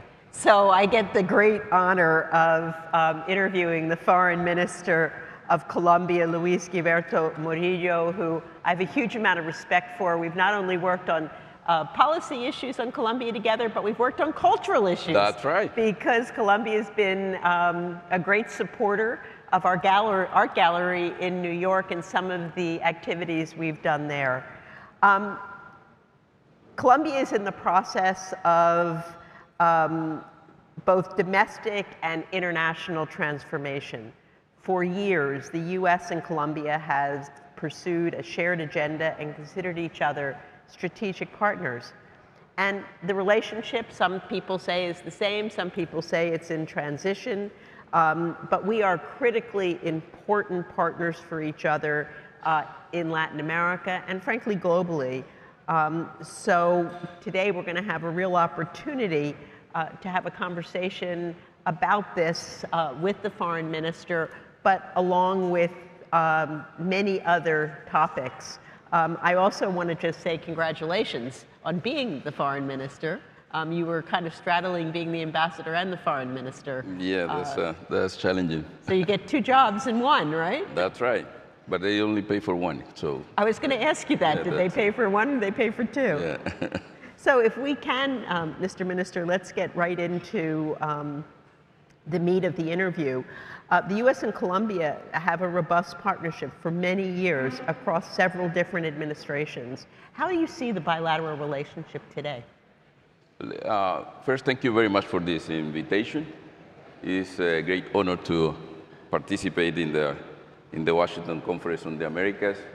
And you are champion of Latin America, the Americas, and Colombia in particular, so thank you for doing that. And also thank you to Eric Farnsworth, my good friend, that we discussed many issues here, in obviously thinking about Colombia and the region. The relationship between the Colombia and the United States is in a very good moment. It's evolving, obviously, in line with the evolution that Colombia also is going through. Colombia is really implementing very profound changes in terms of democracy, in terms of the structure of the economy, and also in terms of the politics of Colombia. And the United States have been part of it. We have very robust relationship, a lot of exchanges between high-level officials from the United States, from different areas of government, the executive, Congress, and others, and also a lot of officials from Colombia coming to the United States.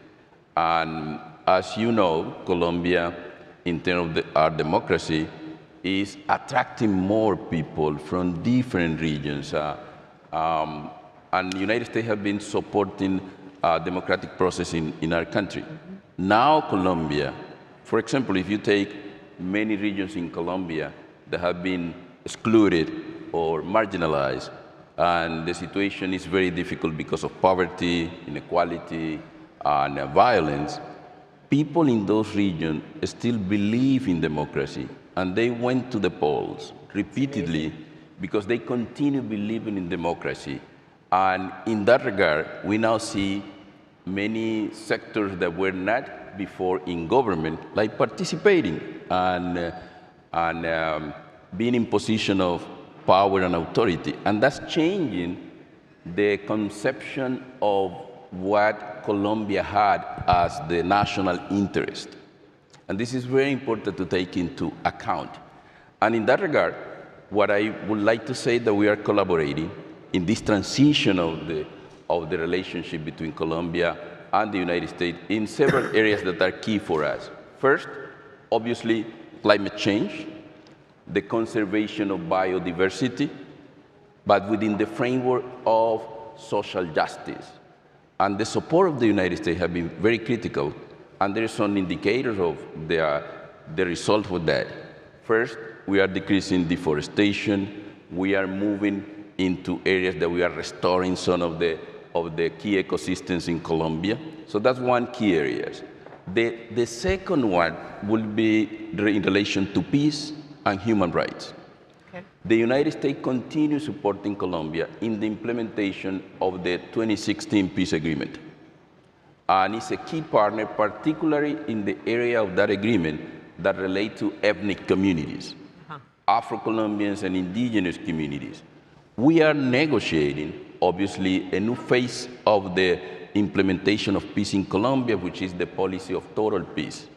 And we hope that the United States will assist that process beyond just making emphasis on the 2016 peace agreement. The third area that we are collaborating a lot is migration.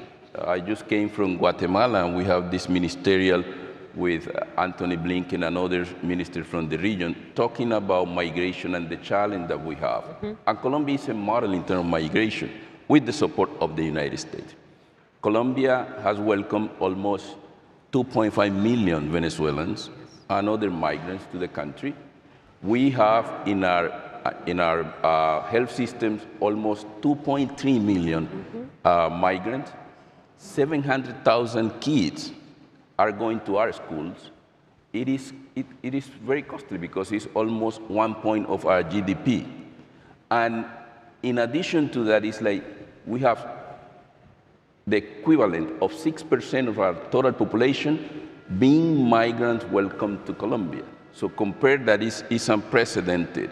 And in that regard, what we are doing now, like deepening this policy, we are welcoming now, and we are working on regulations to welcome 600,000 more migrants to Colombia.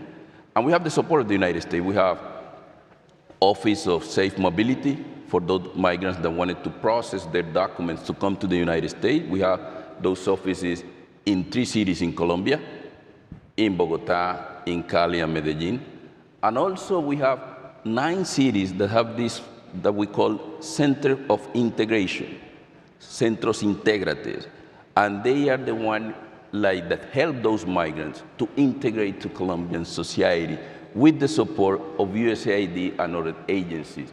So those are indicators of the good health of the relationship. And in addition to that, we have security and drug policy, which is the traditional discussion in Washington, D.C., but that is evolving to other areas, climate change, migration. But also we have issues related to trade and also related to investment. And Colombia continues being the main partner of the United States in terms of our export of Colombia. The main partner is the United States. It's the only country in South America that is still United States is the main economic partner. And we need to maintain that position, but we need more investment from the United States to Colombia in new areas, because we are changing the structure of the economy in terms of moving away from fossil fuels, oil and gas, and to new areas of renewables, and to new areas of agribusiness and agricultural development. So that's very important to keep into account, that change in our economic structure. So you would argue that, in fact, the dimension of the United States is deepening, the dimension of the relationship and the breadth and depth. I would say that a year ago, we have the visit of President Petro to the White House, into conversation, very good conversation with President Biden. And the two leaders really found a lot of issues in common that move away from from drug policy to these areas that I'm mentioning. Right. And I would say that in those areas, the relationship is obviously deepening. One indicator of that, we have last year 4 visits of President Petro to the United States, twice to the White House to talk about economy, the APEP and others, once to San Francisco and others in New York. So the closeness and the level of conversation is really now very close. So let me ask you, you opened the door to Venezuela. This is a really critical moment. Mr. Minister, in the history of Venezuela, are we going to have free and fair elections? And I think this is someplace where President Petro has become very constructive. So That's right. tell us what your opinion is. Well, we hope that the election will be fair, obviously, competitive, Free. Free, and at least we have an acceptable election process. Colombia have deeply invested in this process because of many reasons. We have almost 2,200 kilometers of border with Venezuela. We restored the relationship with Venezuela because we have also significant Colombian population in Venezuela, and we have almost 3 million Venezuelans in Colombia. Exactly. And in addition to have, we have security issues that are in common. We have also economic opportunities that we would like to take in advantage of. We also have a humanitarian crisis in the border that we need to respond jointly with Venezuela. So for us, what happened in Venezuela have tremendous impact in Colombia. So we cannot ignore that. President Petro, from the day one, said that he would like to play a constructive role in helping, working with the international community, with the United States and other countries, to support Venezuela in their democratic process under the request of Venezuela, because the solution of Venezuela needs to come from Venezuelans themselves. And we organized a conference a year ago of the international community to see what we could do in terms of Venezuela. And the agreement of the international community was that obviously we need to, at that time, to support the process of democratization of Venezuela based on the Mexico agreement. Second, to work on some kind of benchmark of moving into more openness in terms of democracy, but at the same time lifting the sanctions that Venezuela had at that time. And third, look for the way to support the response to the humanitarian crisis in other countries that were suffering from that. We are hopeful that this process will go in an acceptable way. We are in conversations through diplomatic channels with different factors. We have, President Petro is talking to the government of Venezuela, obviously, but also with the opposition. I have been in conversation with opposition leaders maybe in the last year and a half here in Washington with all of them. And what we are trying to do at this moment is to see if all the candidates can have an agreement on provide some kind of safeguard or guarantees for the time after the elections, that all of them can freely participate and know that after the election they will have all the guarantee to continue having a very dynamic democratic process. There is some agreement on doing that. The idea, or at least the proposal of President Petro, that by the way he got the support of President Lula, is to see if that can be ratified in a referendum. So that's like the new process that we are working now that will guarantee that we have like a smooth transition after the election. So if the opposition were to win, that there would be a guarantee that the leader would be able to take power and it wouldn't be considered an illegal or an unfair election going back to where we are now?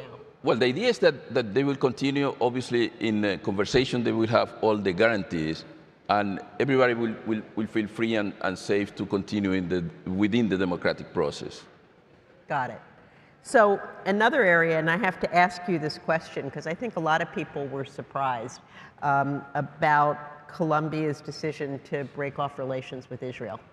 Can you give us a little bit of the background on that? And it's kind of a dramatic step at this moment, and is there a path to changing that decision or an event that would cause you to want to change that decision? Well, President Petro has been very, very clear on his position on the conflict within Israel and Palestine. And he was very clear from, I would say, in the last 7 months, that it's very important that the Israel government really comply with the international humanitarian law or the law of the war, because what happened there was unacceptable. We condemned the act of Hamas, the 7th of October last year, and we said very openly that this is a barbaric act that was committed. We have been asking and joining other countries, including the United States, to ask for the release of hostages, immediate release of hostages, without any condition. But at the same time, what we are saying is that the government of Israel needs to conduct in a way that fulfills their international humanitarian law, and also the fulfillment of and comply with the resolution of the United Nations, particularly those resolutions from the Security Council. President Petro repeatedly said that. So we were very patient on preparing this, and the last event forced Colombia to make that decision, very difficult decision, that is nothing have to do with the people of Israel, but just with the behavior of the government of Israel, because what we have we had in consideration is that obviously we need to make everything in our hands to guarantee that we have an international order that is based on rules, and we need to encourage countries to fulfill those rules, and this is what is in play here. And this was part of the consideration to make this difficult decision, but we consider that was the right decision based on principle.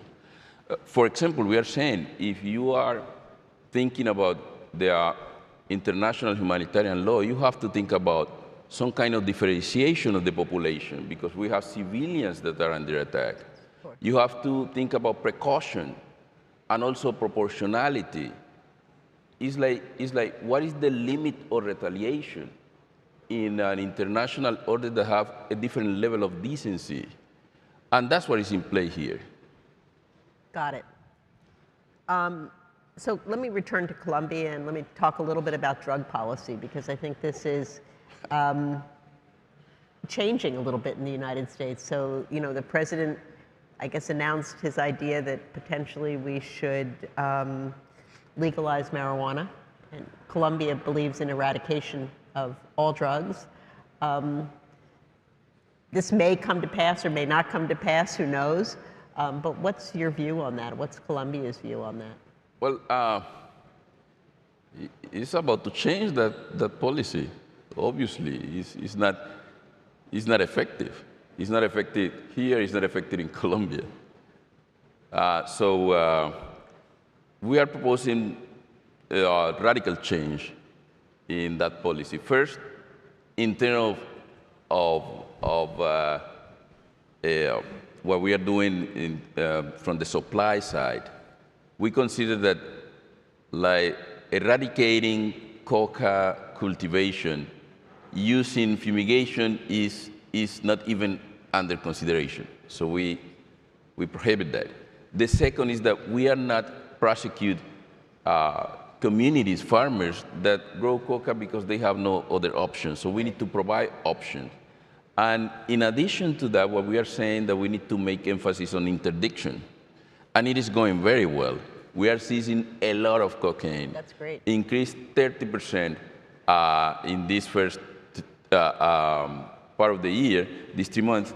And also, what we saw in terms of the statistics is that was the highest increase in the last 10 years. So it is working well.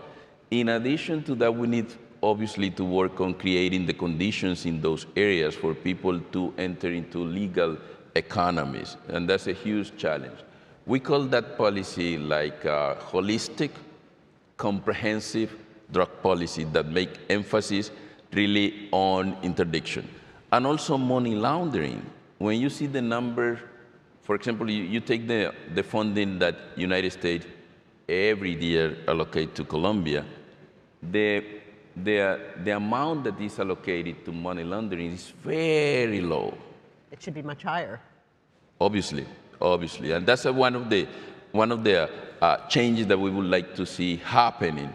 In addition to that, by the way, I agree with that. I mean, we talk about money laundering in so many different places that, you know, drugs is one of the big generators of money that's laundered. So we need to have all the precautions. Exactly, and you know that United States learned a lot, and the international community, in looking for those funding and working on money laundering from terrorist organizations, but not really. Those lessons need to be applied also in prosecuting those who are laundering money from drugs. So that's something that we would like to make emphasis in this new phase of the drug policy. And in terms of the demand, we also consider that you have to do more in terms of controlling the demand of drugs, particularly cocaine, but it is changing globally. We see that some of the demand is moving into Europe, another part of the world, so like responding jointly to that challenge would be very important. So I think, Eric, is our time up? Yep. So our time is up. I want to thank you, Mr. Minister, for this wonderful conversation. We look forward to continuing the dialogue. Thank you very much. So thank you very much. Let's give him a really... Thank you. Thank you, Susan. Thank you. Muchas gracias. No, gracias a usted.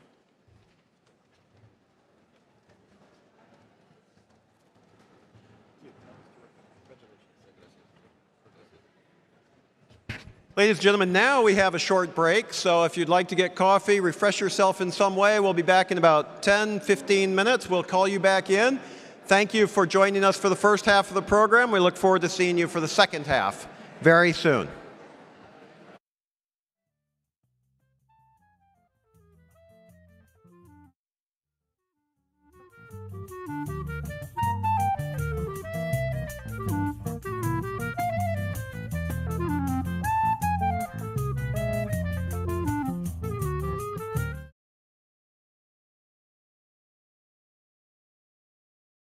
Ladies and gentlemen, it is my distinct pleasure to introduce our keynote luncheon speaker, the 28th Assistant to the President for National Security, Jake Sullivan.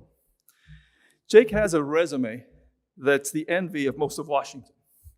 Rhodes Scholar, Supreme Court Clerk, State Department Policy Planning Director, Deputy Chief of Staff to Secretary Hillary Clinton, and of course, National Security Advisor to then Vice President Joe Biden.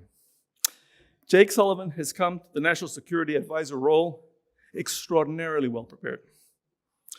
Through the years, he's been instrumental on U.S. policy towards Iran, the wider Middle East, the rebalancing towards Asia, and working to link foreign trade and policy to the needs and aspirations of the American people.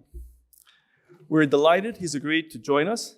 He has a very busy agenda, as you can imagine these days, as we seek to drive the broader U.S. policy agenda towards a full appreciation and prioritization of the Americas, based on a democratic partnership, development potential, and deepening prosperity. Ladies and gentlemen, please join me in welcoming the National Security Advisor, Jake Sullivan, to the 54th Washington Conference on the Americas.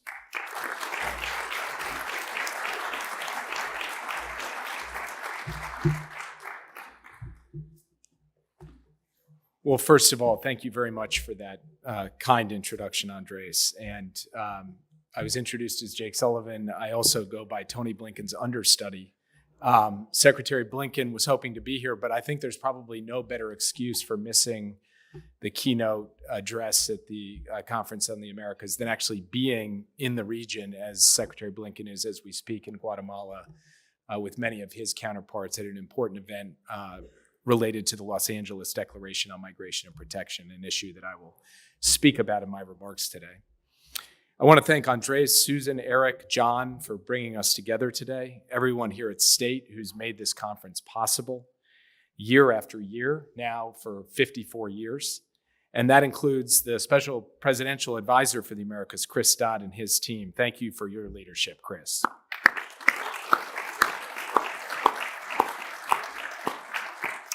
And most importantly, I want to express my appreciation to everyone in this room for welcoming me here today and for the work that you do every day in service of our common agenda.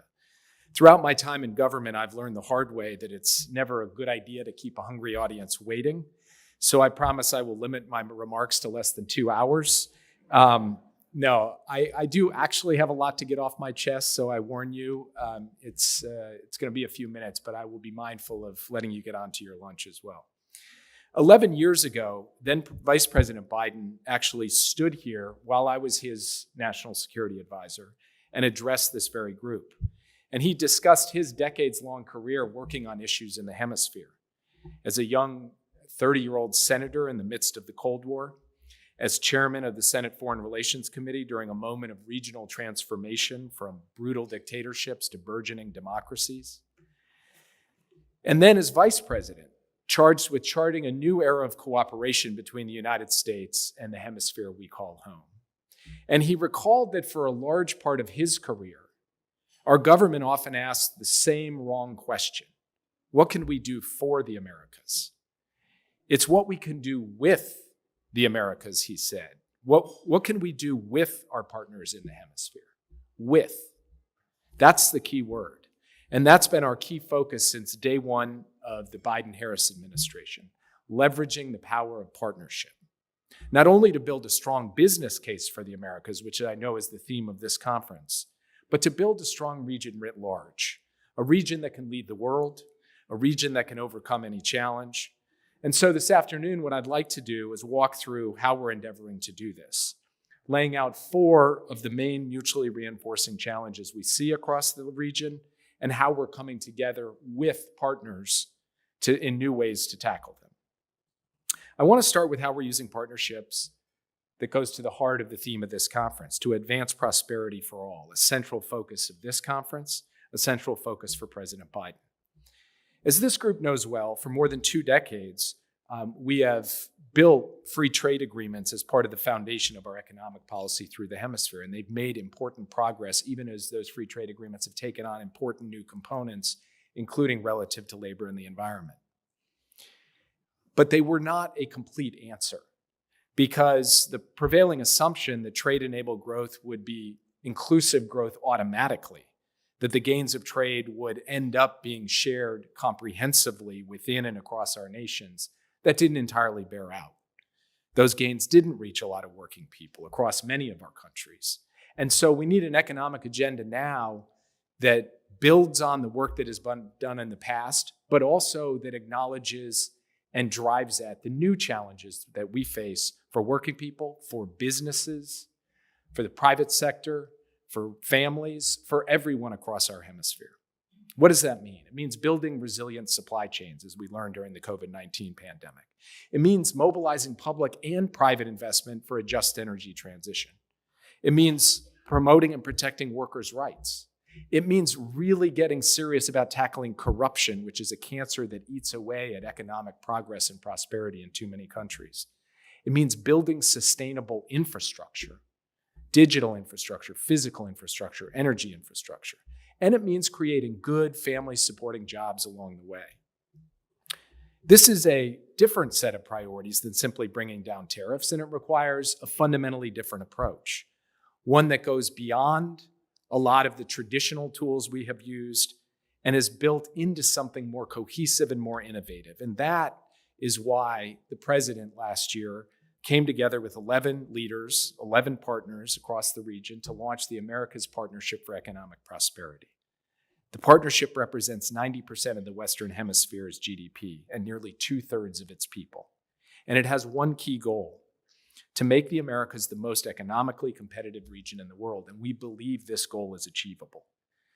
In practice, this means working together to build those resilient supply chains, to reinvigorate our region's economic institutions, and to invest in our workers, our infrastructure, our strategic industries, whether it's semiconductors or clean energy, or the critical minerals needed for both of those. And already we're making progress. We're putting points on the board. Take semiconductors, for example. Last year, the chip maker Intel announced plans to invest $1.2 billion to expand its semiconductor operations in Costa Rica.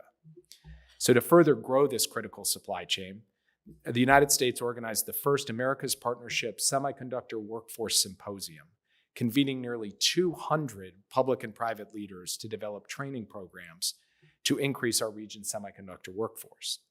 Just last month, we had Secretary Yellen hosting her counterparts from the partnership alongside the president of the Inter-American Development Bank to discuss how we can attract the further billions of dollars that we need to build out the semiconductor supply chain and other supply chains. And it's not just what the United States is bringing to the table, our partners are stepping up too. Chile and Colombia are leading the partnership's efforts to modernize border procedures that can help facilitate more seamless and secure trade. Uruguay is standing up the America's Partnership Angel Investor Network, which will help finance innovators and entrepreneurs across our hemisphere. Peru and Ecuador are working to expand the adoption of smart agriculture to boost sustainable food production across partnership nations. And it's not just the president and our regional partners who see the value in this initiative. We now see bipartisan support in Congress for an affirmative American economic agenda in our hemisphere. And I also want to pause here to note, as part of the America's Partnership, that the U.S. International Development Finance Corporation, the DFC, and the IDB launched a new investment platform that has already identified $3 billion in potential infrastructure projects across our hemisphere. Modern ports, clean energy grids, healthcare facilities, trusted telecommunications, and secure digital infrastructure. Because as everyone in this room knows well, strong economies depend on strong infrastructure, and they also depend on strong regional banks. So the administration will continue to call on the Congress to fund our share of the IDB Invest capital increase, which will send a clear signal that we're committed to providing high-quality alternatives to the low-standard financing offered by our competitors. Because the United States does remain the hemisphere's most trusted economic partner. And while the PRC has made some inroads, the U.S. is now engaging strategically and meaningfully with our public and private partners across the region. And that includes partners like you in this room.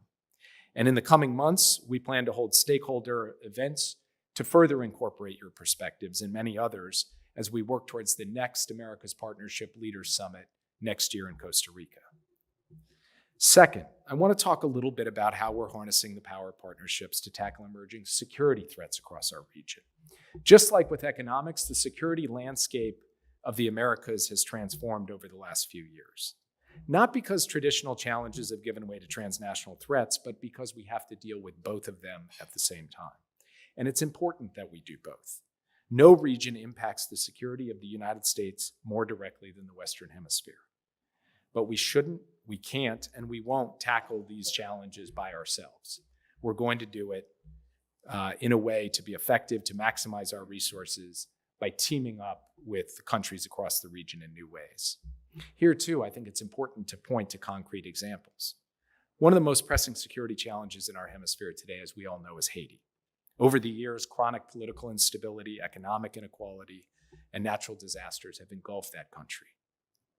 Then, within the first few months of this administration, Haitian President Moïse was assassinated, deteriorating an already unstable situation even further.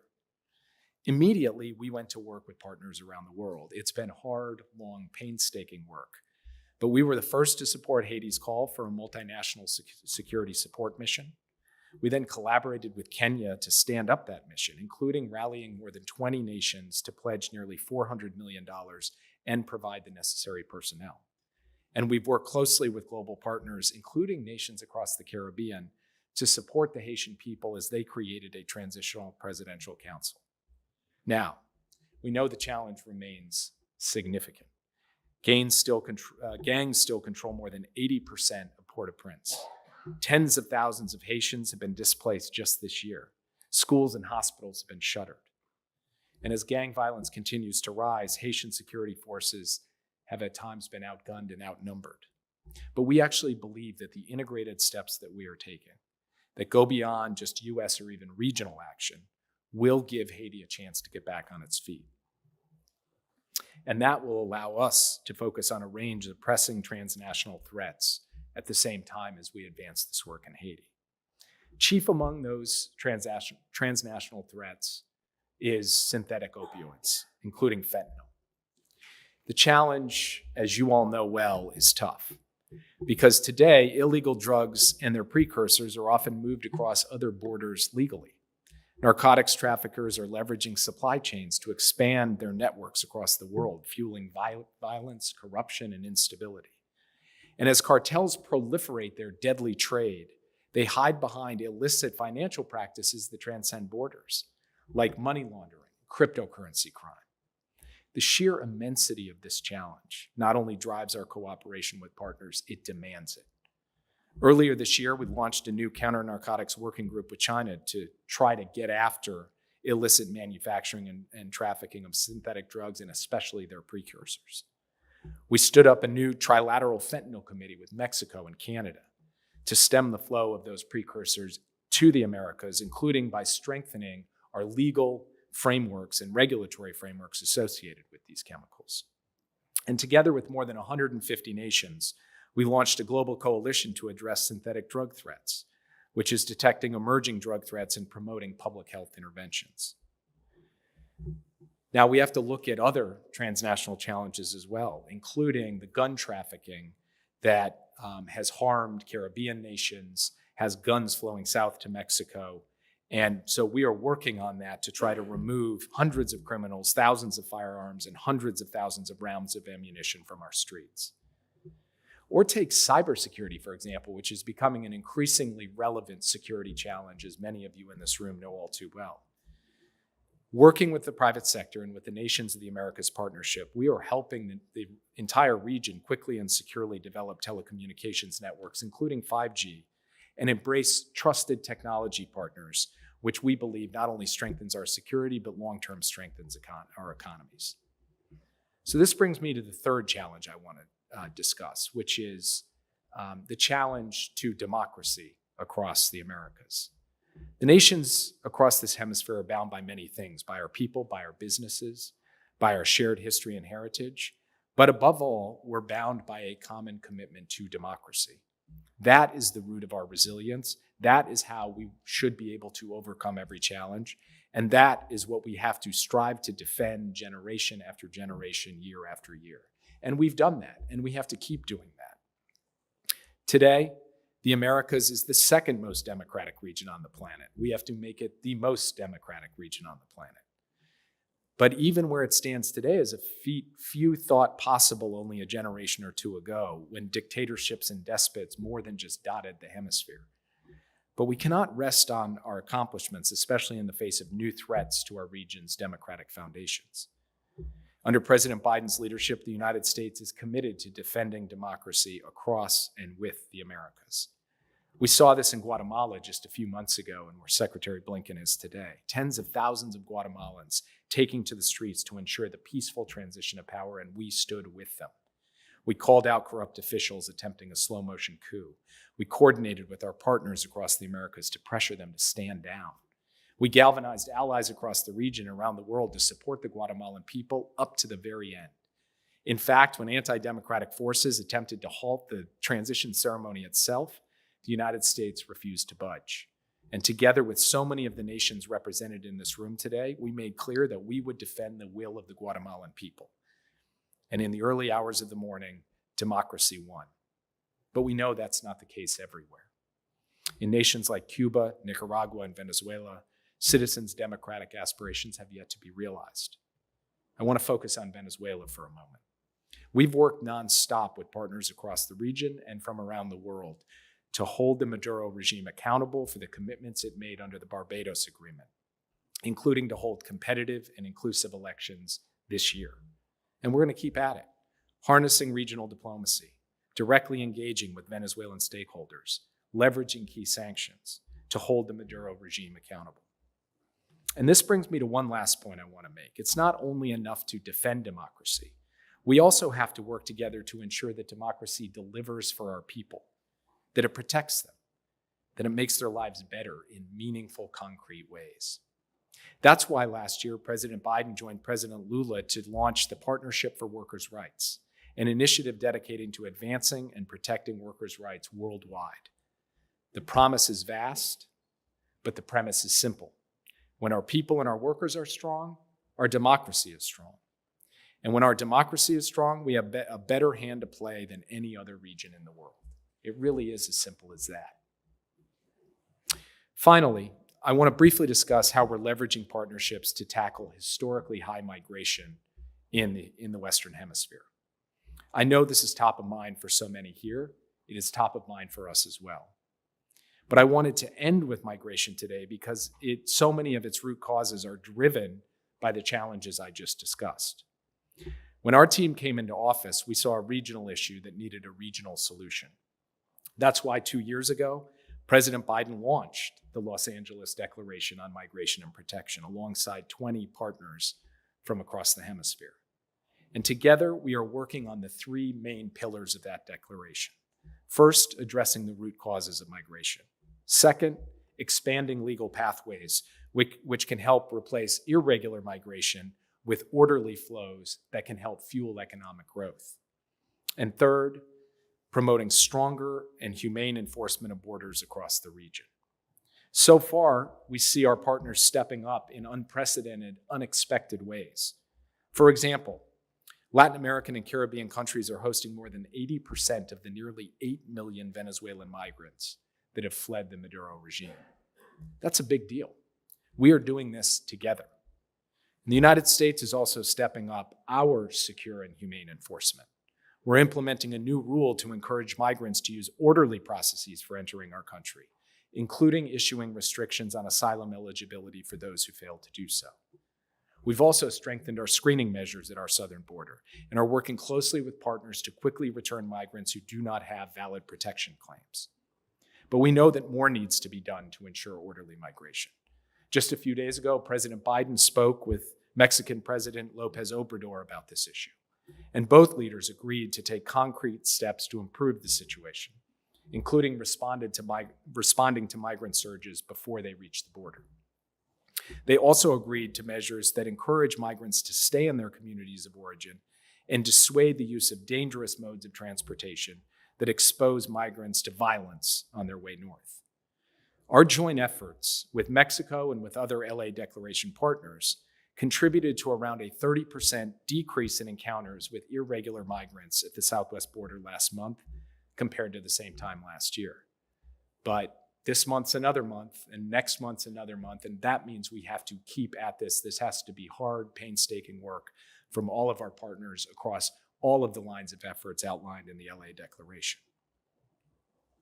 And we'll continue working with every government at every level to bring those numbers down more. We'll also continue to urge Congress to help address border challenges, including by passing the bipartisan border security deal.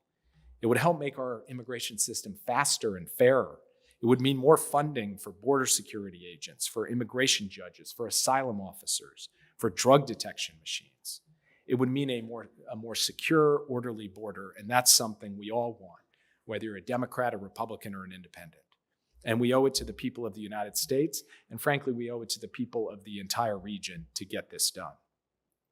Now, as I said, I'm mindful of not standing between you and your lunch, so let me close with this. When President Biden addressed this group 11 years ago, he ended his remarks by expressing how optimistic he was about the future of our region. I'd like to do the same, because now, frankly, more than ever before, if you look at all of the raw material that we have together as a hemisphere, there is no reason why the Americas should not be the most prosperous, democratic, secure region in the world. We have the foundation, we have the resources, we have the technology, we have the talent, we have the capital and the capacity, we have the will, and above all, we have each other. And if we continue to strengthen economic cooperation across our hemisphere, if we continue to work with one another, including all of the partners here today, I believe that that future is very much within reach. So thank you again for having me here today, for your partnership in helping build a region that can and I believe will lead the world. And I look forward to doing my small part and to working with all of you in the years ahead. Thank you very much.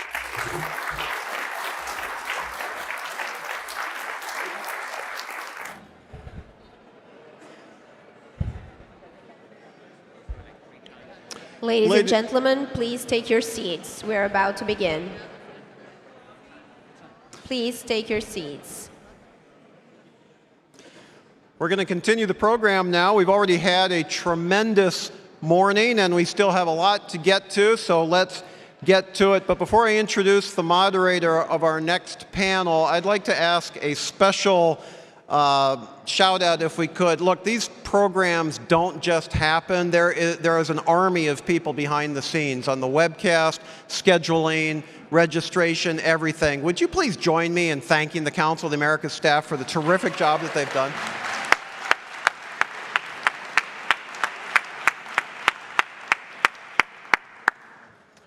What a great group. What a great organization. Ladies and gentlemen, to moderate the next panel that we're looking forward to very much is Jackie Davalos, who is a technology reporter for Bloomberg News. I'm sure you've seen her on television, read her. She's a real star. Jackie, over to you. My gosh, what an introduction. But now that everyone is well and caffeinated, let's get into this discussion about where Latin America sits in this new digital transformation. Of course, we'll touch on all things, including artificial intelligence and how the region can benefit from this new AI boom. And with me to discuss today is Michelle Gaida, the CEO of the Crack Institute for Tech Diplomacy. We'll also have Carlos Felipe Jaramillo from the World Bank, as well as Dominic Del Molino from Amazon Web Services to give us that private sector perspective, and Mariuszka Chocobar, who will provide a crucial perspective on how Peru, the government of Peru, plans to make the most out of this new digital transformation. So let's dive right in with kind of where Latin America sits today in the broader tech ecosystem in the world. It's taken a few years to get there, but there's a few bright spots that we've already been able to see in the past decade. There's more unicorns in the region than ever before.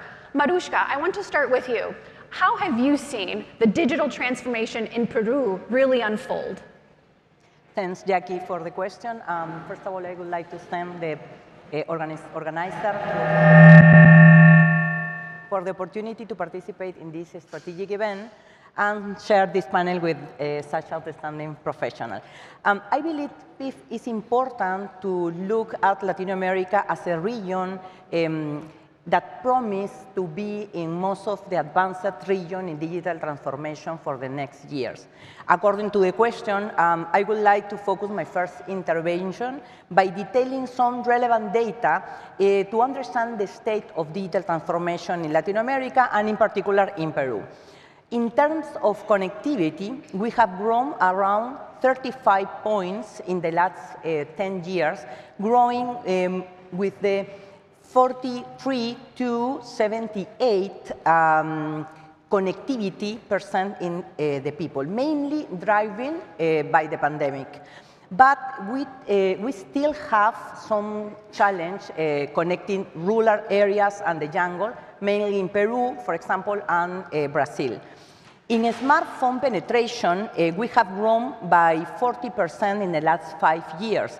In the case of Peru, 90% of people who connect to the internet do this connection through their cell phone. So this is the way that we could connect with the citizens. To the other side, Latin America has accelerated growth in financial inclusion, digital financial inclusion, going from 55% to 74% in banking, mainly with the use with digital services, digital payment, and digital wallet. In terms of e-commerce, Latin America has continued growing. Brazil, Mexico, Colombia, and Peru are very good examples for sustainable growth, between 15 to 30% considering their market size. In the case in Peru, we have maintained a growth ratio of 30% in the last 4 years, and it is expected to be 35% by 2026. Regarding digital payment, Peru has been leading the region since the beginning of the health crisis, and today it is estimated that 50% of the transactions between banks are made through digital wallets. So in terms of digital government, Peru has grown in the international indicators in the last 6 years. We are in the first place in the latest OECD digital government report, and second place in the Latin American in the latest World Bank GovTech Index. Finally, in the recent report about artificial intelligence of the Oxford University, Peru showed growth at 30 position thanks to the publication of National Artificial Intelligence Strategy and our National Artificial Intelligence Law.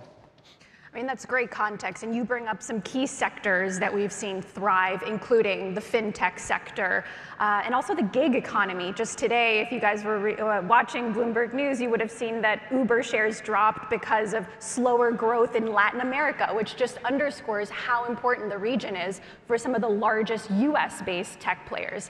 Now, Dominic, maybe you can give us a little bit of an insight as to what conditions within the region have allowed, even encouraged, companies like AWS expand, because you guys actually in 2022 further expanded into regions, including Lima, Peru, Bogotá, Colombia, and Santiago in Chile.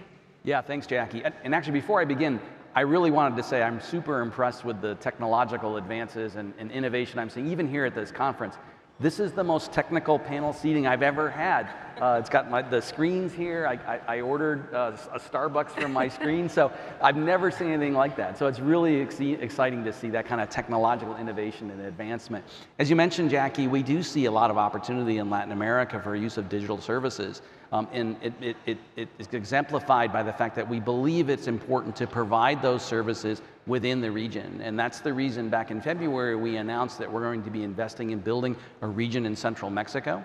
Our AWS region is a set of data centers that provides our cloud services directly in country, and it provides the country and the region the opportunity to place their data closer to the citizens and the companies that want access to it.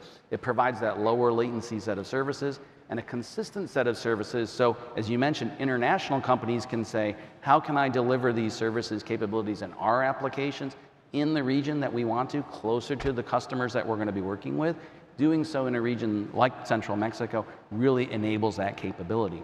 And it's not just Mexico. As my colleague here mentioned, in places like Peru that have really leaned into taking advantage of digital capability, we're also making investments in infrastructure. And last year we announced the development of a local zone in Peru. A local zone is a smaller set of data centers that provides key compute and storage services, again locally, that the region can take advantage of.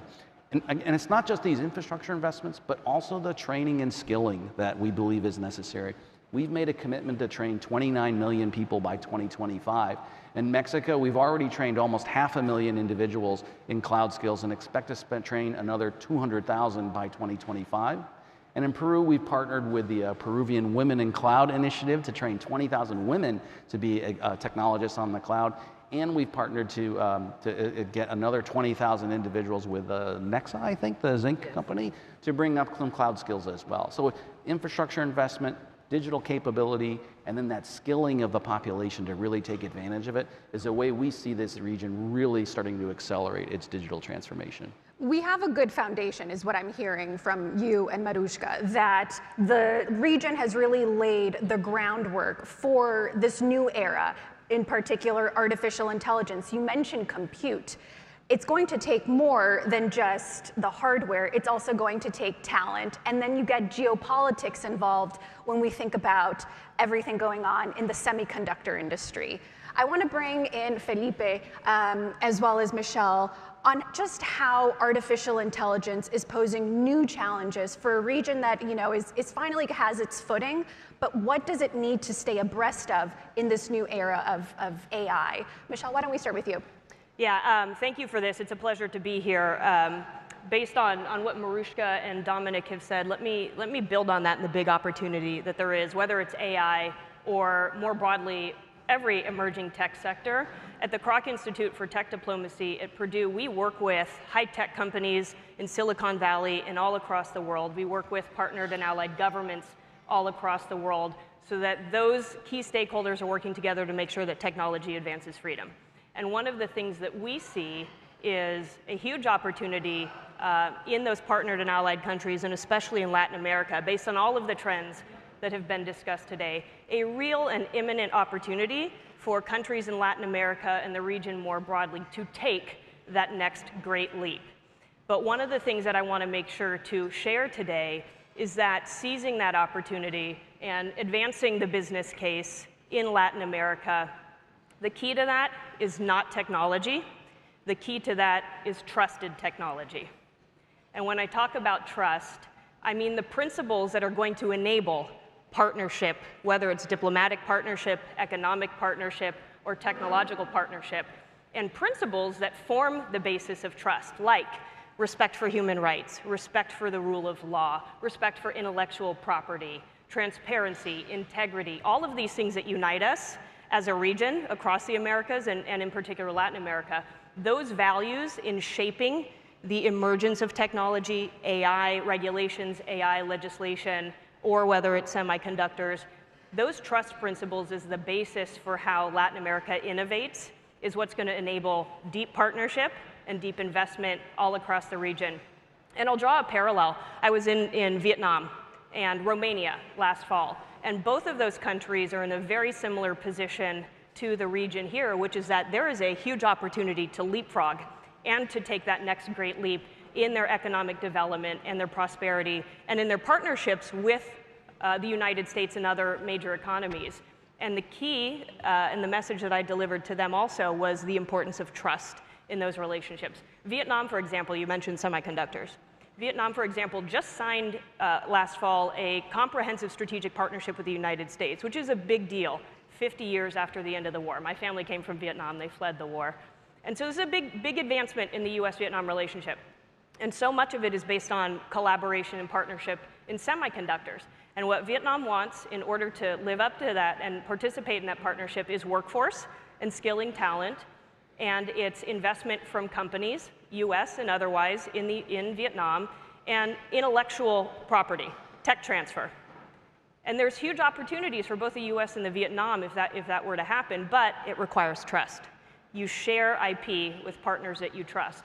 And so the message to them and all countries across the world is that it's a huge opportunity to seize the business, the technology, the diplomatic partnership, but you must make sure that trust principles are at the heart of that. And so I think that's exactly the opportunity that exists for Latin America, not in 2030, not in 25, but today in 2024.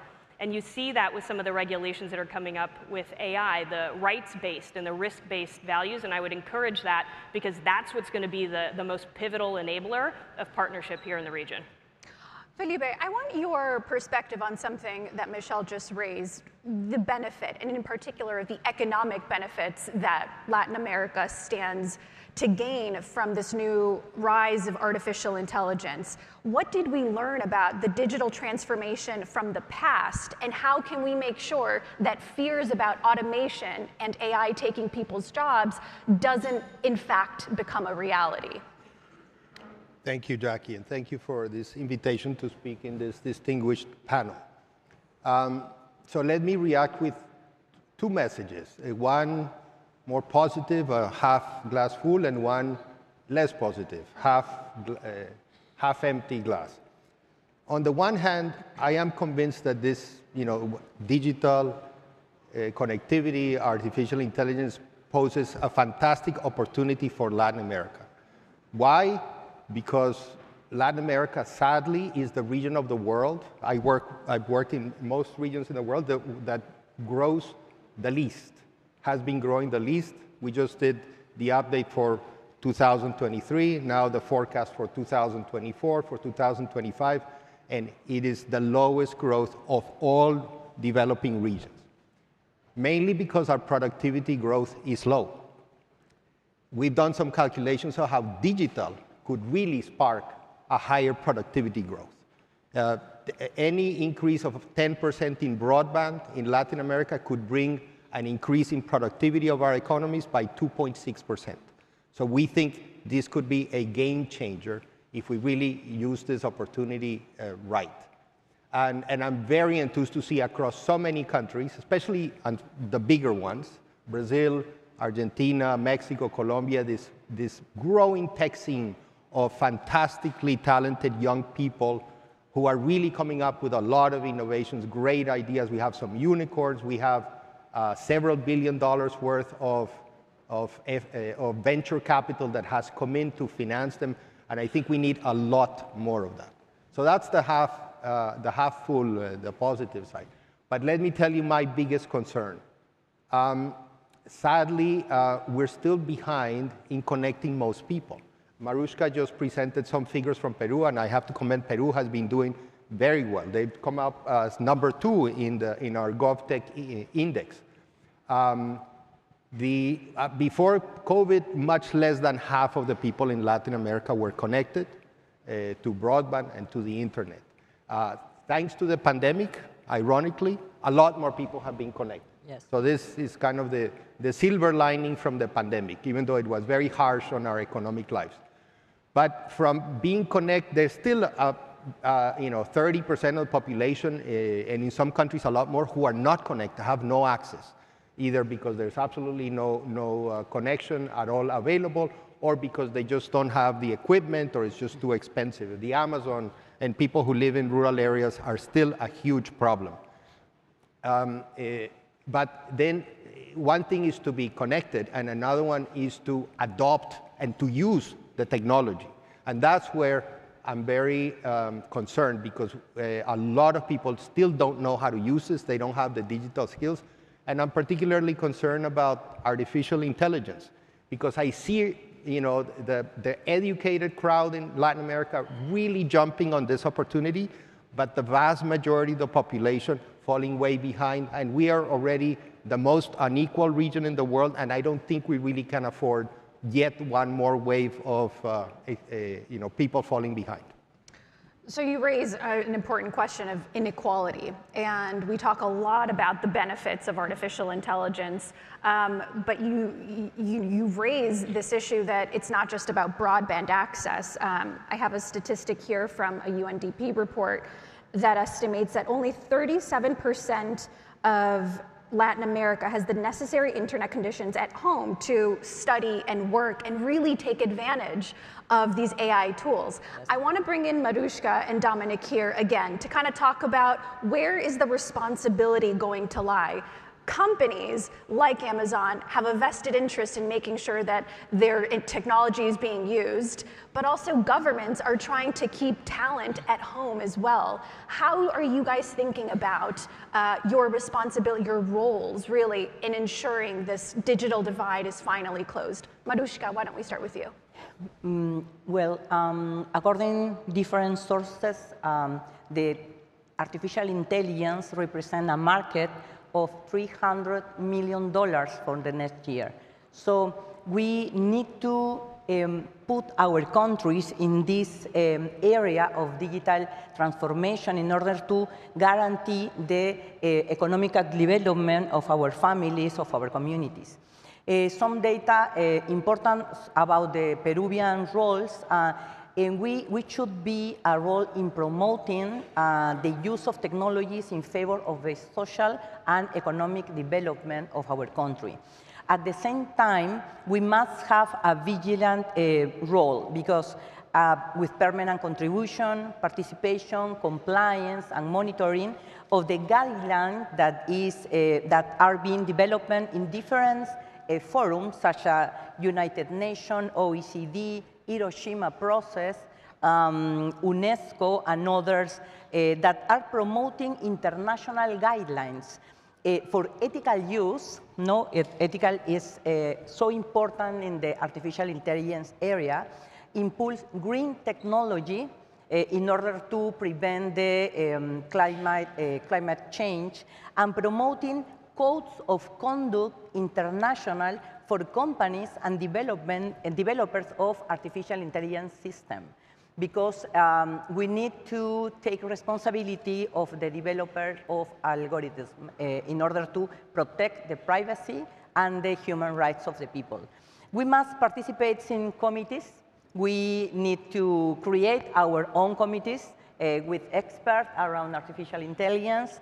Also, I consider that Peru's roles must be promote the digital inclusion of people and population in situation of vulnerability, such as people with disability, people who are in extreme poverty, protect children in the internet risk, people who speak other language. For example, in Peru, we have 35 million people and 3 million of Quechua speakers. So we need to include all in this digital area. All of these themes is being complemented and contemplated in our reinforced foreign policy, led by Minister of Foreign Affairs and based on the pillars of our national digital transformation policy. Dominic, how are you thinking about this from a competitive perspective? And I'm not just saying this because I'm a business reporter, but I am interested to hear how your strategy for kind of investing in Latin America is actually good for business when you think about the competition between some of the other cloud providers and those in the AI space as well. Yeah, it's a good question, Jackie. And to be honest, we don't really look at what our competitors are doing as much as what our customers are able to achieve with our technology. And one of the things that we've seen around the world that's been particularly exciting with technologies like artificial intelligence is how artificial intelligence has been used really to help, interestingly, the least experienced individuals. What we found in our studies is that individuals who are new to technology, who may be still learning and are at the maybe more junior end of the spectrum, benefit the most from having an artificial intelligence assistant that might help them write code or draft letters or actually make themselves much more productive. And so for economies that are starting out with maybe less experienced individuals, we see the opportunity to take advantage of artificial intelligence technologies broadly adopted and broadly made available, which is why we want to make that infrastructure investment for availability of these services, really helps uplift some of the early career talent that's getting involved with cloud. So we feel that gives a real competitive advantage to the countries and the companies in region that are trying to figure out how to compete on the world stage. Another reason we like to take this investment is we have companies and countries that are interested in investing in their and incubating their early stage companies. And some of these companies are saying, we want to go global. We want the capability to begin here, but also deploy our technology to the broadest market possible. And so by investing and having to run their options and solutions on a global cloud provider like AWS, they can quickly go global with their services and reach bigger markets, which really gives that return on investment broadly, not just necessarily in region, but globally as well, which allows these countries to be a global player on the stage. Before we're even able to get to the point where we can talk about the outcomes of how AI will impact Latin America, they have to build it first, and they have to be able to have this infrastructure in place. We touched on this a little bit already, but in the semiconductor industry, there really is a lot of tension between who has the best hardware, who's allowed to use it, a lot of export controls the US has imposed on China. Let's talk about what this means and how it might complicate Latin America's transformation, in particular, given the United States has a lot of investment in the region, US-based companies in the region. Michelle, what are your thoughts here? You spent a lot of time at the State Department probably thinking about geopolitical tensions. How do you think this factors into Latin America? Yeah, so here's where I think there's another tremendous opportunity for Latin America. And for example, and especially on semiconductors, but for example, Costa Rica, as you know, recently unveiled their semiconductor investment roadmap because Costa Rica is very focused on becoming a part of the resilient, secure supply chain for semiconductors. There's a huge appetite in the US and among other allied and partner nations to nearshore and to friendshore semiconductor supply chains, and Costa Rica and other countries across Latin America can step in to fill that really important role in the supply chain. The Kroc Institute is based out of Purdue University. Purdue is the leading semiconductor university in the country, if not the world. And Purdue released a 3-point partnership plan with Costa Rica in order to help upskill Costa Rica on semiconductors. So the entire semiconductor degrees program is now available to the country. They're working together on R&D. So it's a really good example of partnership and the opportunity that exists for a country like Costa Rica or all across the region. And then one thing I'll add to that, and you used a phrase, Dominic, or I think maybe you used it, you both used it, but about what's good for business in the region. And the other thing that I want to emphasize, and this is what we hear from our high-tech companies across our network at the Kroc Institute, as well as other partners and allies in government, is don't underestimate how much of a premium that our companies are placing on data security, data privacy, and cybersecurity as they think about where to invest. And Dominic, you're nodding your head. Yeah. So there's that, the premium on data and privacy and cybersecurity. And the second is how aggressive the Chinese Communist Party is being with regards to technology, not just as an economic lever, but as a lever to exploit, gain access to data and exploit that data. And so there is a tension there. When you think about trust, as I was talking about earlier, it is hard to invest into countries whose technological infrastructure is based on Chinese technology, because there is access to data and an opportunity to exploit that data that make it tough for a company, that make it tough for a country or an allied partner to put money or other diplomatic equity into a partnership. And so one of the things we're doing is helping to enable risk assessment in understanding what this means and how do you leverage technology to reap the benefits but not present unnecessary risk from untrusted providers like the CCP. We just launched our Tech Diplomacy Academy last week. Marushka and I were talking about it. We're going to get Peru on there. But the Tech Diplomacy Academy is helping to educate diplomatic, government, and corporate partners in the US and all across the world on these risks, so that we can work together to make sure that we are accelerating the innovation of trusted technology, we're accelerating the adoption of trusted technology, and making sure that we're partnering in the best ways to advance our national interests, to advance human rights, and all of the values that make up Latin America, the United States, and many of our other partners across the world. We're pleased to partner and want to commit to partnering with all countries in Latin America to help facilitate that. Carlos Felipe, before we move on from this particular theme, I want to understand your view and kind of the economic picture and how that might be impacted by this complex relationship that exists between the US, China, and Latin America. And as it starts to really intensify, how do you think that shifts the potential economic benefits Latin America can reap from artificial intelligence? That's a difficult question. Let me be honest, I don't know. I think there's too many uncertainties in this picture at this point. But what I would say that worries me in this whole debate is that our region, Latin America and the Caribbean, has had a tradition of trying to integrate itself into global trends and the global economy for decades, failing to do so in good terms, and as a result, growing very slowly and giving very few opportunities to its population to really emerge. We haven't had the kinds of economic miracles that we saw in countries like Korea, in Singapore, in Taiwan, a bunch of East Asian countries that have been able to move ahead. And so my biggest concern here is that we go back to some sort of finding external causes for our problems and saying that, oh, in the past it was the tensions between the US and the Soviet Union. Now it's going to be the tensions between China and the US, et cetera. I feel like Latin America found many excuses to its problems in what was happening outside. So in the meantime, I was telling a few of you earlier, in the meantime, for example, I'll give you just a practical example. In Africa, a number of countries led by Kenya back in 2007 adopted digital transactions, digital money through cell phones. I visited, I actually lived there for a few years, and I just couldn't believe how everybody, even the poorest, bought everything with digital currency. 2007. Finally, in 2020-21, Brazil has led the pack and started its peaks. So 13, 14 years later than African countries, we finally moved. I don't know what we were waiting for. I think part of it was we were very heavy on regulations, even with new technologies.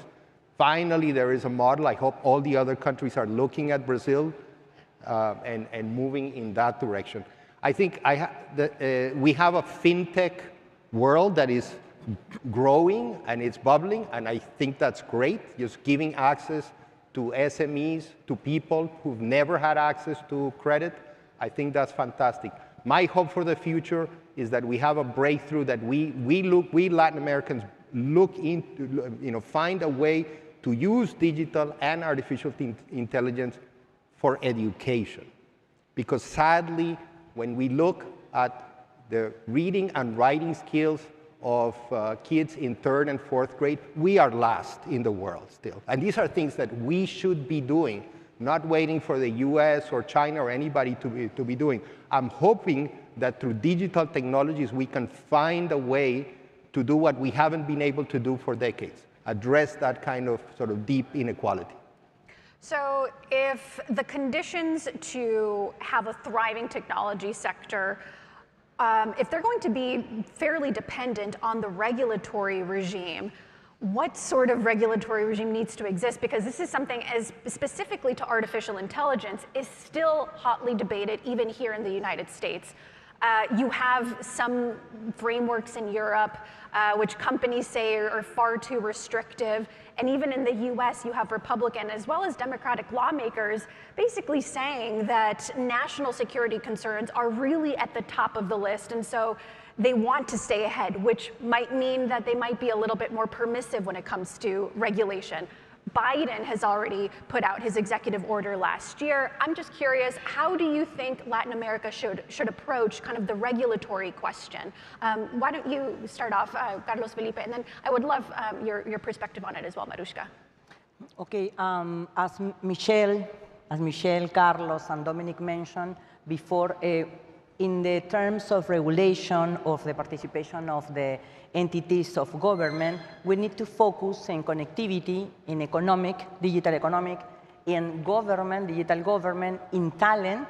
At the end, we need to invest in our talent in our countries, and in trust, not in security, digital security, or trust in the digital environment, and in innovation. So if we see the perspective of the talent, in Peru, we recently launched the National Digital Talent Strategy. So we need to try to attract and retain our talent, because the people who knows around all materials of the digital transformation is a very huge difficult to prepare and retain in our countries. So we could promote training and STEM programs in order to promote the participation of women in technology and developing technological skills such as programming, data analysis, cybersecurity, artificial intelligence, and others. We must to offer attractive career plans and growth opportunity both in the public sector and in the private sector.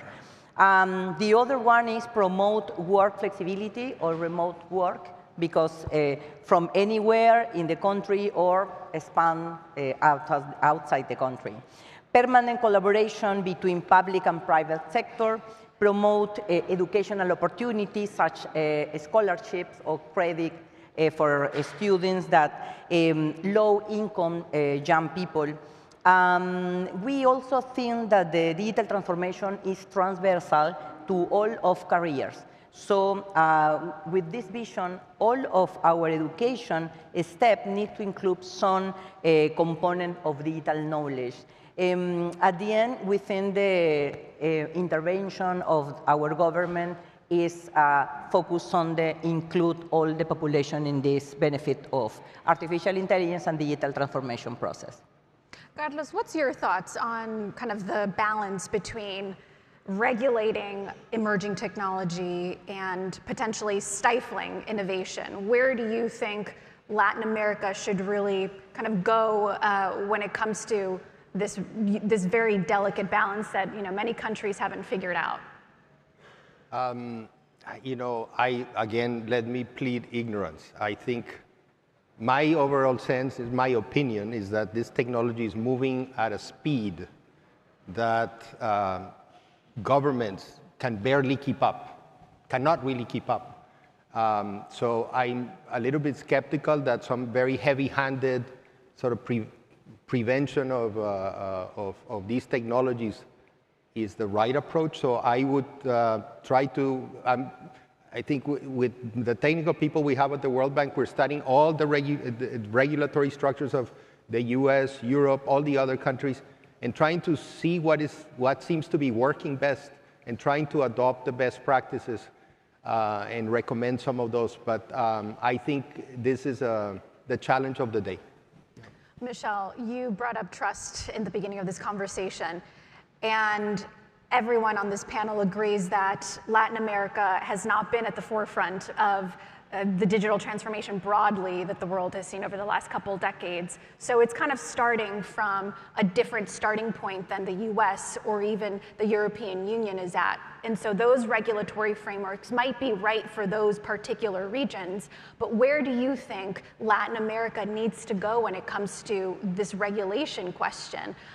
Do we run the risk of kind of over-regulating, or do you think the attention, given just how powerful this technology can be, should be placed on perhaps bolstering those safeguards first? Yeah, I'd say two things. So when you think about the practice of tech diplomacy, it is a new category and a new way of working. And one of the things that we've seen from our work across the world is that winning in technology requires engineering, but not in the sense of microelectronics or artificial intelligence and large language models. Engineering in the sense that we have to design new processes for how we work together between government, between the private sector, between high tech to solve big problems. And that requires, and especially with AI, that government and that private sector are talking to each other and working hand in hand in new and different ways. And that's exactly what needs to happen with artificial intelligence, because there is a risk in putting too much emphasis on government regulating how this technology gets used, because if the innovators and the people designing and innovating on artificial intelligence don't know where the technology is going, government is not going to know where the technology is going. And so there has to be a live conversation. And that's what tech diplomacy is all about. It's how do corporate and government partners and allies work together to shape the trajectory of these technologies. And it's based off proven models. This is what we did with the Clean Network at the State Department. And Ambassador Todd Chapman is here. He was part of this effort. But we worked with 60 countries, 200 telecommunications companies representing 2/3 of global GDP to come together and say that we're going to put trust at the center of how we're going to adopt 5G technology. And that mitigated significantly Huawei's ability to be an untrusted vendor to many of our partners and allies across the world. So there's a proven model for how this works and how we execute tech diplomacy. And I'd say that exact model is needed now across all areas of technology, whether it be AI or quantum or cloud and other really critical technologies that are going to be important to our collective national securities and economic prosperity. And then I'd say the other really unique advantage in Latin America is there's a proliferation really of national level legislation and potential regulatory frameworks that are taking place across the region. That's a great lab to start to see and test and experiment with what frameworks are going to work. And you mentioned the United States has a framework, the EU as a region is developing one, and there may be great things to pull from both of those. But at the same time, I think there's a great opportunity to take a diverse look at what's going to work best for the region, what's going to work best for each of the individual countries in the region. And so there's a dynamism among what the regulatory framework, there's innovation happening in regulation as well, in addition to the technology. And I think Latin America has a good opportunity to find what works best But ultimately, the end goal is to make sure that that technology advances freedom and security and prosperity here. One of the concerns here in the United States is the concentration of power and having too few companies taking a lot of the air in the room when it comes to growth, specifically in artificial intelligence. How do you think Latin America is approaching it? Where do you think the majority of the growth and this kind of new leap into AI is going to come from? The startup sector or the big tech giants that we see here in the US? It's hard to predict. I'd say it's probably both. And there's, again, a really dynamic business and technology environments taking place across the region. But you've seen an explosion in fintech, as you had talked about. Mercado Libre, Nubank, all of these emerging, these unicorns. There's a great talent pipeline all across the region. And so I'd say there's a huge opportunity for both in partnering with large and developed tech companies, in addition to now adding and becoming emerging tech leaders. But I'd say, again, the premium is on trust as a currency and on making sure that those technologies advance security, data privacy, so that they're recruiting partners and recruiting investment into the region to fuel growth. I think that's all we have time for today, but thank you so much for joining us today.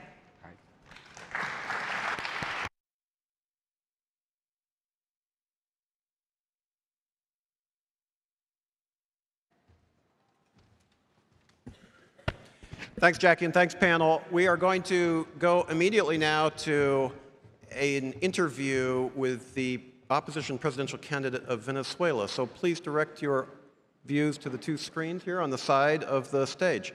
This will run for about 10 minutes, and then we will have the next panel to follow. Please look at the screen. Well, I'm delighted in my capacity as chairman of the Council of the Americas to welcome Venezuela's unity presidential candidate, Edmundo González, and opposition leader, Maria Corina Machado. We're here for a keynote interview at the 54th Washington Conference on the Americas. Thank you both for joining us from the campaign trail at an incredible busy time as you prepare for elections that have been scheduled for July 28th. Edmundo and Maria Corina, I understand you have brief comments you would like to make, and then I'd like to ask a few questions. We're very interested in your thoughts and impressions from the campaign. Well, thank you. We're super grateful to the Council of Americas and American Society for this ongoing support for the cause of democracy in Venezuela. Very grateful to you, Andres, for as chairman, and Susan Siegel as president and CEO, and also, of course, Eric Fainsworth, vice president of the American Society of Council of Americas. This is a unique opportunity for us because we want to convey a message of hope and struggle after 25 years of destruction in Venezuela. There is a unique opportunity, a real opportunity for change and democratization of our country. In 80 days, July 28th, Venezuelans have the right to vote under very hard circumstances, certainly not free and fair elections, but we are fighting for our right to choose. And what I want to tell you all is that this is different from previous moments. Now we have a legitimated leadership. We have a candidate that has the support of the Venezuelan people and all political parties, of democratic political parties. We have a huge civil movement that is growing and growing, that has over 80% of support. We're seeing tensions among factions of the regime because they know that they have lost total support from the Venezuelan people. And we're also seeing the international community increasingly supporting us in this fight for free and fair elections. Even former allies of Maduro, such as President Lula or President Pedro, that are insisting of the necessity to have this process taking place with fair conditions on July 28th, because they realize that the implications of the outcome of this election will have enormous consequences, not only for Venezuela, but for the whole region. So we have reasons to be hopeful and to work hard, and we are super grateful for this unique opportunity that you're giving us today. Thank you for this opportunity to advise you. I was able to attend some of the previous events in Washington. I was there in the late 70s, 80s. And this is a very complex moment for Venezuela right now. It's a situation not only humanitarian, not only political speaking, also social. This is a humanitarian complex situation. And at the moment, we are very hopeful, not very optimistic, not only optimistic, but hopeful to find a way for the reconstruction of democracy, the construction of our economy in changes, and we are very hopeful that you and the audience can hear the voice of two Venezuelans, one of the leader of the opposition, the presidential candidate, who was elected by all the parties of the United Republic. You've been harassed. They've made your campaign as difficult as possible. So maybe give us a little bit, how has it been able to, conduct a campaign under such difficult circumstances? Well, I think this is hard to describe. I don't think there are precedents in our region. As we speak, we have 9 members of our campaign team that are in prison. Some of them in top positions in our national campaign team. We have 6 members of our teams that are secured in the Argentinian embassy. Dozens of our team members are being persecuted. Some of them are hiding. And, it's very hard to move around. I'm not able to leave the country for over 10 years. We are not able to get into a domestic flight because the airlines refuse their license. If I stay in a hotel with our team, then the hotel is closed, as happened this last weekend in the east part of our country where we were touring. And roads are blocked. Sometimes we are physically attacked. And certainly the conditions for the campaign are super tough. I'm not able to get into national television or get interviews or ads. Nonetheless, wherever we go, thousands and thousands of people gather. They go walking, they use their own means, but most important is a degree of emotion that we are seeing. People absolutely committed to go until the end, which means bringing our kids back home. That's a desire that unites strongly every single Venezuelan. Again, you're both incredibly brave, and certainly the international community backs you, and will hold the government responsible for any, actions, additional actions that they would take against you. What needs to happen between now and then to allow a vote that you would deem free and fair? Well, first of all, let me tell you that I think the importance of the international community presence here in Venezuela during this campaign is vital to have a result free and fair. I was speaking with an international leader, and they were keen to ask to know how can they help. And I told them the presence of the international community here in Venezuela before and during the act of voting is vital for us. It's vital because you will see the difference, the unbalance of the government, the advantage of the use for the candidates, and in the voting day is also very important to have and the audit system working properly. I think it's setting an example for the world of popular movements and people taking action into their own hands. And you've also a great example of courage for the whole world.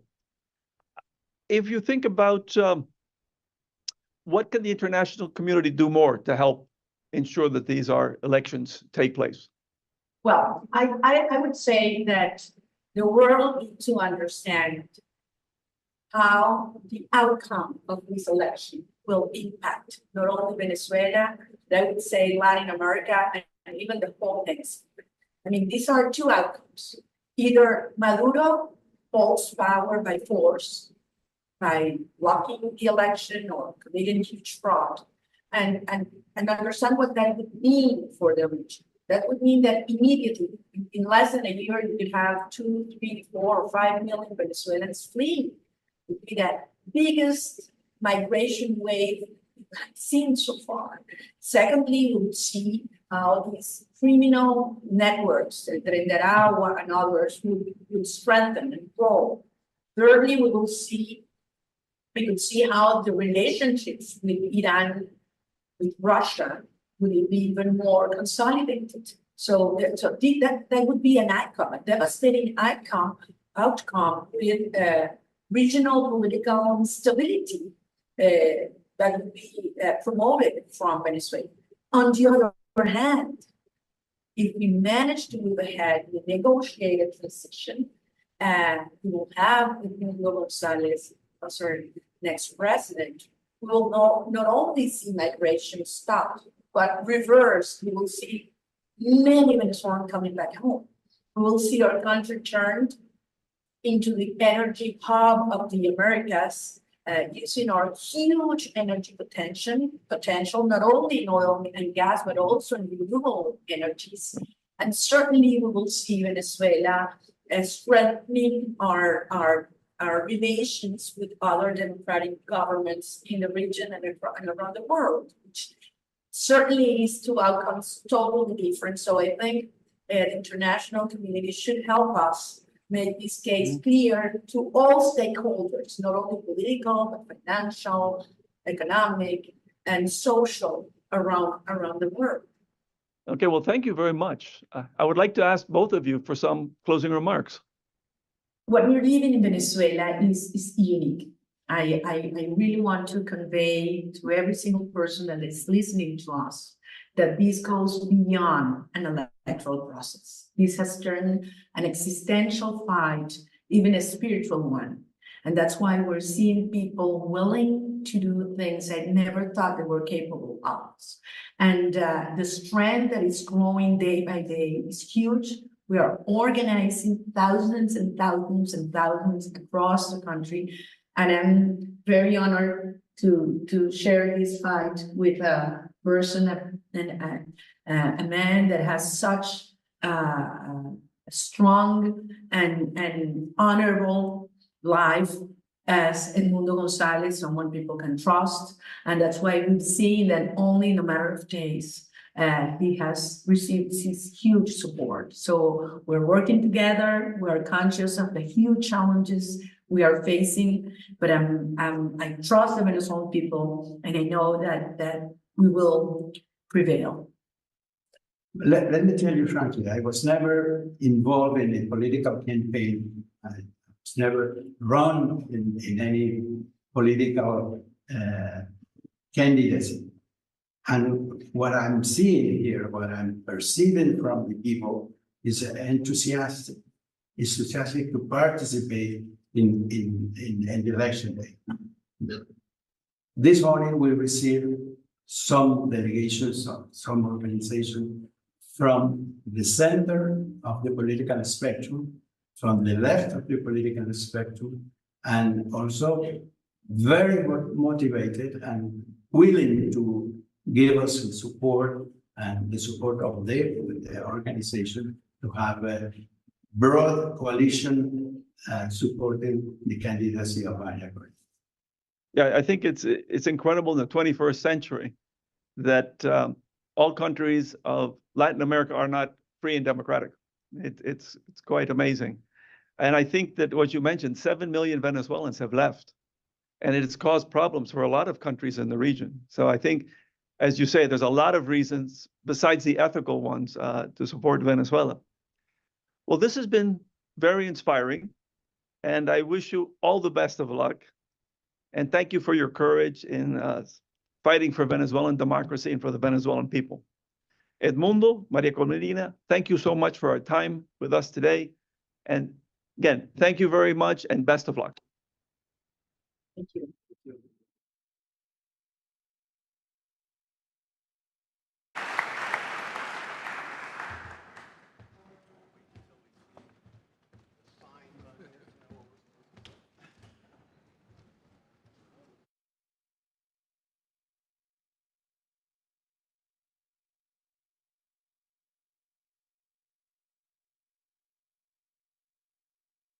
Hey. Well, I echo our chairman in talking about the inspiration of the Venezuelan opposition fighting for democracy. It costs, and it's not easy. Andres, thank you for doing a terrific interview. We were very privileged to share it today. It's also my privilege now to moderate this keynote congressional panel on ways to expand hemispheric opportunity through hemispheric engagement and trade. We've got a great panel to discuss this. Those of you who are from Washington insiders, you know exactly what I'm talking about. Their biographic information is in your conference packets. I would encourage you to explore their backgrounds. And for those watching on live stream, and I understand we have thousands of people online, I encourage you to go to our website, as-coa.org, for the speaker bio information. Maria Elvira Salazar chairs the vital Western Hemisphere Subcommittee of the House Foreign Affairs Committee. A Republican, she represents Florida's 27th district. Democrat Adriana Espaillat represents New York's 13th congressional district. Together, they are co-sponsors in the House of Representatives of the very thoughtful and innovative Americas Act, which has developed significant momentum and support across the US business community. And indeed, we heard Special Advisor Chris Dodd talk about it very favorably earlier this morning. It's developed a significant momentum, and when passed, the act will be a game changer for US engagement in the Western Hemisphere. Congress and the business community have both been open about the urgent need for a more robust US focus on the region. The Americas Act is a bipartisan, bicameral initiative that's generating quite a buzz, including the opportunity for expansion of USMCA, the US-Mexico-Canada agreement, into the hemisphere. Chairwoman Salazar, let's start with you. Tell us a little bit about the Act. What's the need for it, and what does it seek to do? Well, thank you very much, and wonderful to be here. I certainly hope that everyone can hear, so I'm going to speak a little bit louder. I'm very happy to be here with my very good friend, Mr. Congressman Espaillat from New York. Bipartisan, Democrats and Republicans can definitely work together, and specifically when it comes to Latin America. We know that regardless of the administration, whether it's a Republican president or a Democratic president, Latin America has been forgotten or has not been remembered as much as it should, because it is very close to us. I mean, from Argentina, you can walk to Mexico. I mean, and then to Texas, you can actually walk.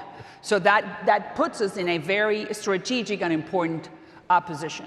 So basically what America's Act does is that it sends a message to the Latin American countries is that if they shape up, or if they improve, or if they do a better job when it comes to democracy, when it comes to a judicial framework, respect the courts, respect freedom, respect democracy, freedom of speech, open up your markets, then the United States will be able to put you on the list to join the big boys club, meaning the USMCA, which is the gold standard of trade agreements.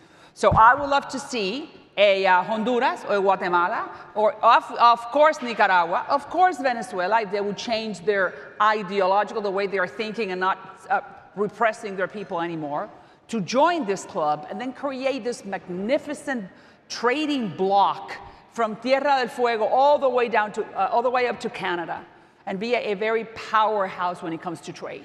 Because trade does jobs, it gives jobs, it creates prosperity, happiness, and it allows you to stay home. So that's what we're trying to work.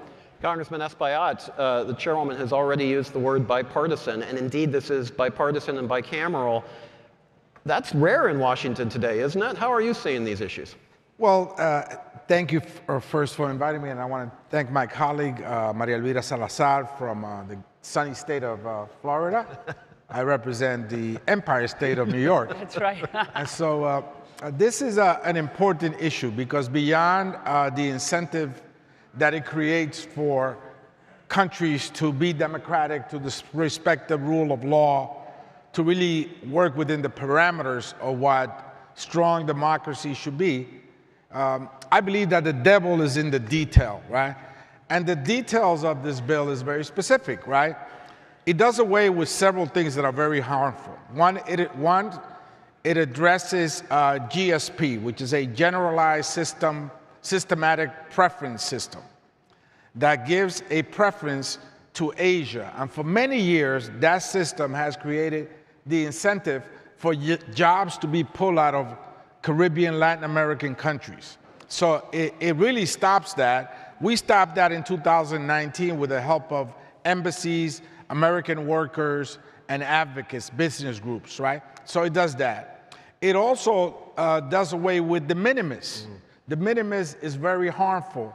So it reduces the threshold of de minimis from $800 to $200. Now, de minimis is a way to circumvent duty responsibility taxes, and it does away with that. So that's what it stops. What it provides $60 billion in loans for folks that will now do business in the Americas, and it provides a grant of $550 million for textile, apparel, and also for medical devices and equipment. So you're talking about a $1.1 billion grant and $60 billion in loans that ultimately will help reduce the trade deficit for the United States. It will strengthen, of course, the relationship with those countries. It will fight back against China's incursion in the Americas. And finally, I think what it does effectively will do is that it will address some of the root causes of migration in the southern border by creating jobs and opportunities in those countries. What's the key to getting this passed? Because in Washington, it's important to have a bill, but it's also important to get 218 votes in the House of Representatives. How do we get there? This is an election year. There's polarization. Trade has come up several times in this conversation earlier this morning, and the politics of trade. It's complicated. How do we get there, Chairwoman? Well, I think he would agree is political willingness. Yeah. Political willingness from the White House, which we have understood that the Biden administration likes this bill and that is looking upon favorably on it.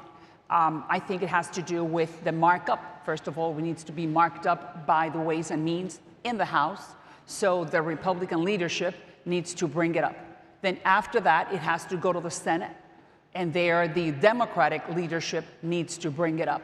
So you see, it's a give and take from both political areas or arenas or sides to understand that this is a very important issue, which is what happened with Ukraine. Look at the back and forth we went through, and at the end, Johnson did the right thing. We gotta give the Ukrainians what they need, the military equipment. Don't stall it anymore. So it's the same concept. Don't you agree, I think, Adriano? It's just having the political willingness from both sides to move this forward. And this is not only a trade bill, this is also an immigration bill. Because if you give jobs to people, people stay home. Who wants to leave your house? So political willingness. Speaker Johnson is the Speaker of the House of Representatives, correct? Correct. Yeah, Mike right. Johnson, the new Speaker of the House. Just for those who may not be overly familiar with the U.S. system. Thank you for that. Let's return to Congressman Espaillat. You know, we also talk a lot about nearshoring and the opportunities for, you know, the pandemic exposed some real, you know, inflexibilities in supply chains. And we recognized an overdependence, perhaps, on certain regions of the world and the opportunities that exist, you know, literally right next door. Does this act, or more broadly, are some of your efforts in the House designed to capture some of that investment, capture some of that business flow with Latin America and the Caribbean? Talk to us a little bit about that. Absolutely, Yeah. and we saw what the pandemic did. We know that was a weakness that we have that we must overcome. And this particular bill also makes permanent the partnership with those countries that are now working with the Biden administration. The Dominican Republic, of course, is one of them. Costa Rica, Panama, and Ecuador, they formed this partnership. This is the APEC. The APEC countries, it stabilizes and puts them there permanently, and it provides benefits for them with regards to two of their main exports, which are, of course, textiles and apparel, as well as medical devices and equipment. In addition to that, I think it's important that we take a look at the artificial intelligence revolution. And I have a resolution that I hope my colleague signs on to. Anything for you. Thank you. I appreciate you heard it here, ladies. Of course. Well, that What resolution. does it say? that resolution calls for a hemispheric strategy for AI. I think we lack that, right? And if we don't develop a hemispheric strategy, then all the biases and weaknesses that have been in the technological revolution will be dragged in and will push us 1,000 years behind. So I think it's important that we discuss that as well. But this bill certainly strengthens our partnership with our friends. We should reward our friends, right? That's a fundamental political science 101 concept. Reward your friends. And for far too long, we turned our heads and didn't look to the hemisphere and looked elsewhere, and we're paying the price for it. And I want to pick up on exactly that point. And we've talked a lot about it already this morning. You've both spoken about it eloquently prior to this session and certainly in this session already. It's a feature of what the Council of the Americas tries to raise all the time. Look, the opportunities in the Western Hemisphere are profound. And yet, we always come to conferences like this and we say we're not paying enough attention to the region. Why is that? What can we do? And I've been asking this question for 35 years, so I don't have the answer. And it's not a leading question. It's a genuine question. How do we change that dynamic somehow to recognize the importance, the connectivity, the partnership? It's not a perfect region, but goodness knows other regions of the world have difficulties as well. Do you have any thoughts on that you could help us think through? Why don't we start with Congressman Espaillat? Yes, I think since the Kennedy administration, right. With the alliances, right, for the Americas, right? Yeah. You haven't seen a major robust initiative in the Americas that helped to incentivize a working relation between allies and the United States. We must go back to that. Yeah. And again, de minimis is important. GSP is important. And this bill is very important. That's why the White House, the Department of Commerce, is still providing comments on this bill so we could strengthen it. The Biden administration has placed a lot of political capital on this bill. They understand that as we see a situation at our border, we must just not do immigration reform or border security.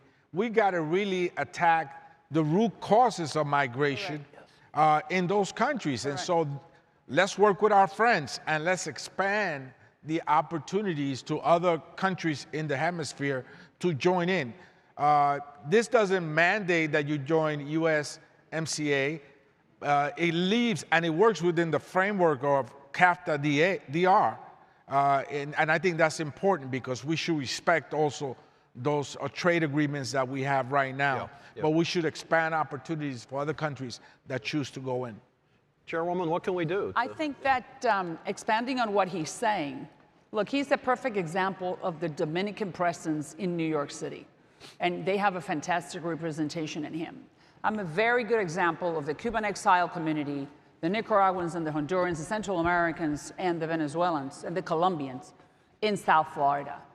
The more our populations, and we are the largest minority in the country. We are 20% of the population. So we have a very big voice. But one of the issues I see is that our constituents need to be more involved in politics. Tip O'Neill used to say, all politics is local. So the more locally you get involved, look at the Venezuelans now. They're really getting more involved because they know that they need to come to Washington and influence. And he's the perfect example. Look at, in my Dignity Act, which is another anecdote, he fought for his constituents, and and they were taken care of in another initiative that I introduced for immigration. So our people need to wake up more and demand their elected officials to be involved in their countries of origin. Talking about organizing the diaspora communities more in the U.S. Voting more, yeah. More organized. I think you can definitely talk about that. Well, we've got a political year upcoming. Yes. We're going to have the chance to vote in November without being partisan, because Council of the Americas is nonpartisan. We don't know who's going to be elected. We don't know the shape of the Congress or the Senate. But if you had a magic wand, not who would be elected, but what advice would you give to the next president and the next Congress about policy toward the Western Hemisphere, nonpartisan? Just what would you say if you had 30 minutes with the next U.S. president, whoever he is, say, for Latin America policy, this is where you need to focus and concentrate? Chairwoman, let's start with you. Well, this act, the Dignity Act, pass it through the House, pass it through the Senate, sign it into law, and start sending this very strong message from the White House that we care about Latin America, and that you, country A, country B, you need to shape up your act and be part of the big boys club. And someone who's doing it beautifully is Milei in Argentina. And he's attracting all this foreign aid and this foreign investments to a country that, for what? He said it, 80 years has been being guided by the wrong ideology. Now it's time to go free trade, freedom, liberties, let people be, invest, and no one will leave Argentina. So I think that that's the moral reference right now. Argentina is the example. And with the Americas Act, we can definitely help those countries get to that. Open up the markets so their people can stay home. It's very simple. You have a good job, then you pursue your happiness any way you want to. Yeah, if there's no incentive to leave, why would you? Congressman Espaillat. Life is hard enough. Yes. So well, stay home. Tip O'Neill did say that all politics is local, but he also said... What else did you say, Adrian? He also said that the biggest mistake in politics is not to ask. Yeah. Yep. Because at the end of the day, the worst that could happen to you is that somebody says no. Okay. So I think that the countries need to come in and ask. Right. And I think that this is an important piece of legislation. It's bipartisan, bicameral. The Americas Act, I think, addresses trade in the hemisphere. It updates all the trade initiatives that have occurred in the past. And the Dignity Act, which we're both a part of, and the Congresswoman leads that, is comprehensive immigration reform. So I would tell a new president, pass the Dignity Act. Yeah. And of course, if we're in the majority, I will carry that bill. And I hope she will support it, yes. As well as the Americas Act. Yes. So I look forward to continuing to working with Maria Elvira Salazar. And the margin of majority is so narrow in Congress that there is no choice. Right. We have to work together because they will lose 10 votes. Right. And those 10 votes will have to come from our side or vice versa. Right. So we're forced into working together and bipartisanly. That's correct. I think that's good for democracy, that's good for the U.S., and I think it's good for the hemisphere. I agree. We only have a couple minutes remaining, and we have our keynote speaker, the President of the Dominican Republic, who will be with us shortly. But before we get to that point, one final question for both of you, because in addition to the Americas Act, the one issue that does seem to unify Congress, left, right, center, Republicans, Democrats, everybody else, is China. We've seen China's incursion into the region. We've heard a lot about it today. We've heard a lot about it for months and even years up to this point. Is the U.S. doing enough? I'm not saying necessarily to counter China, but to promote what we're doing. And presumably, the Americas Act is part of that strategy, but are there other things that we can or should be doing? Let's start, Congressman Espaillat, with you, and we'll give the last word to Chairwoman Salazar. Well, President Biden just this week approved additional sanctions to China. I think there are three countries that are really rogue countries that are presenting a threat worldwide, and that's China, Russia, and Iran. And not just in the continents that they're in, but I think their tentacles stretch to the Western Hemisphere and destabilize the Western Hemisphere.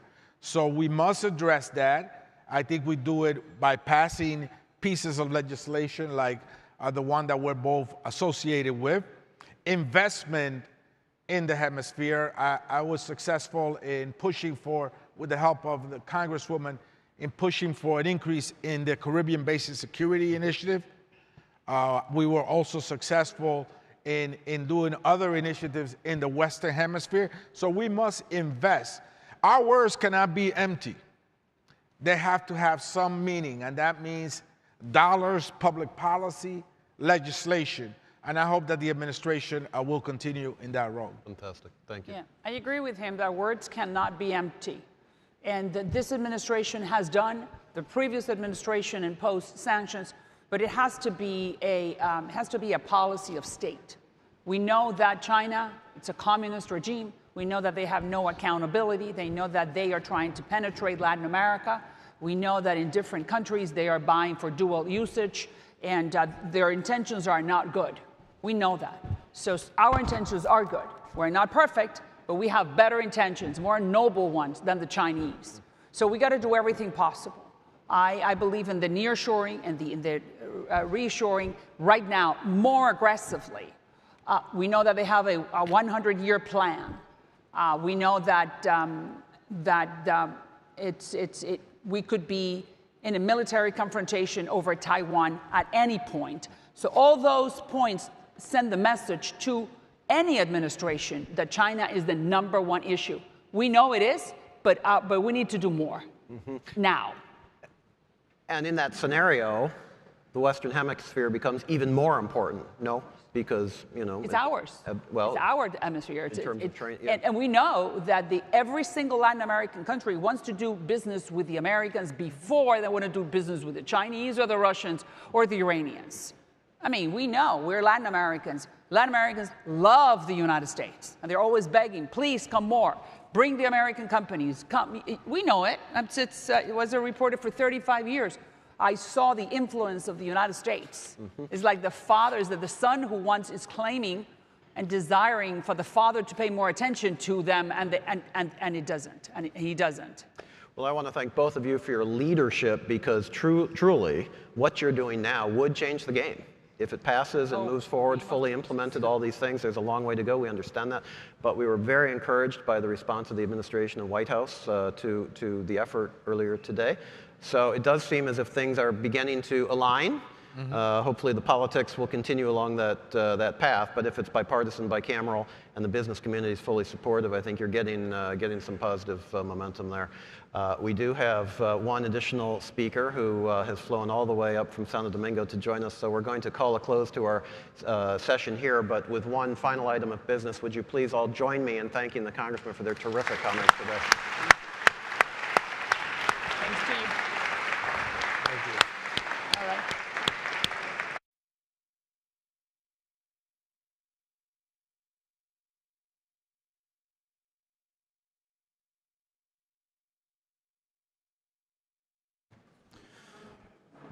We are not going to take a break, but there will be a short transition. So please just be patient, and we'll bring the president in shortly.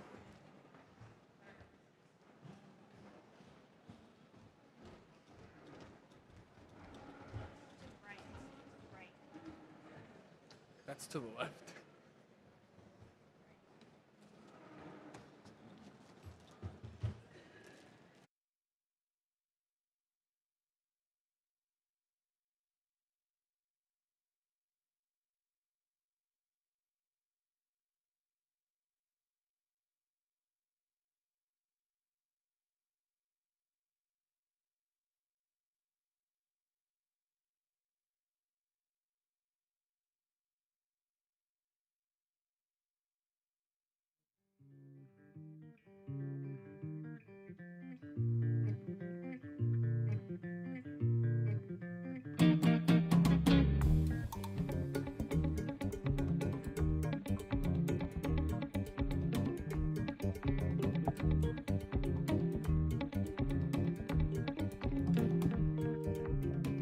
Ekadiambuko Kipamenso incido do colo Congoame Congo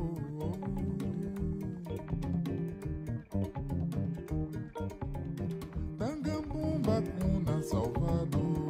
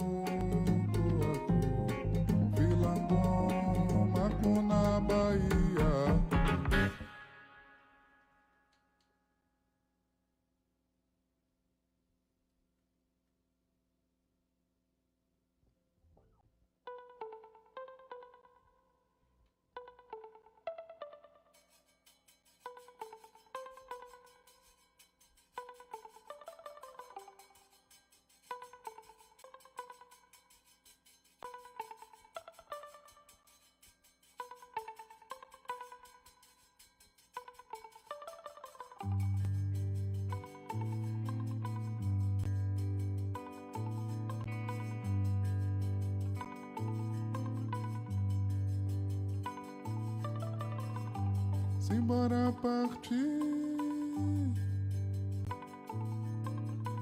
Vou pra Salvador, Juraci.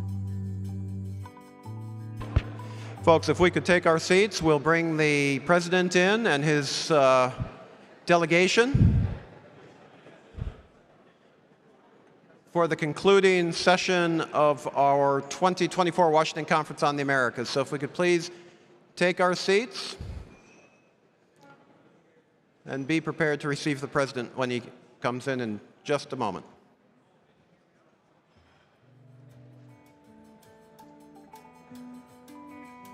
Quando a maré cheia beirar a hora de vazio.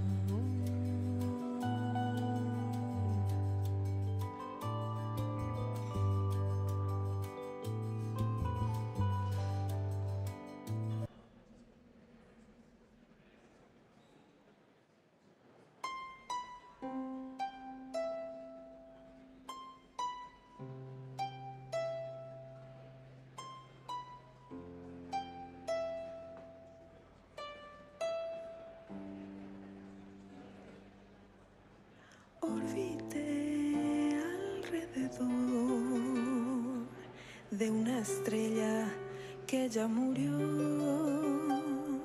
Sigo desgastándome entre el polvo y el ayer, como lluvia que al fin llegó y hace brotar el vapor.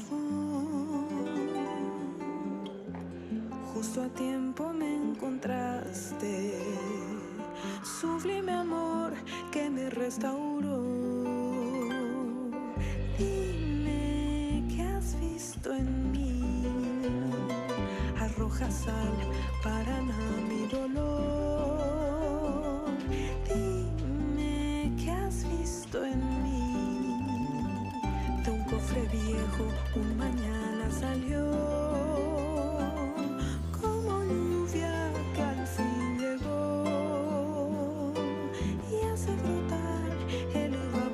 Folks, if we could take our seat, the president is momentarily entering the room. If we could please take our seats.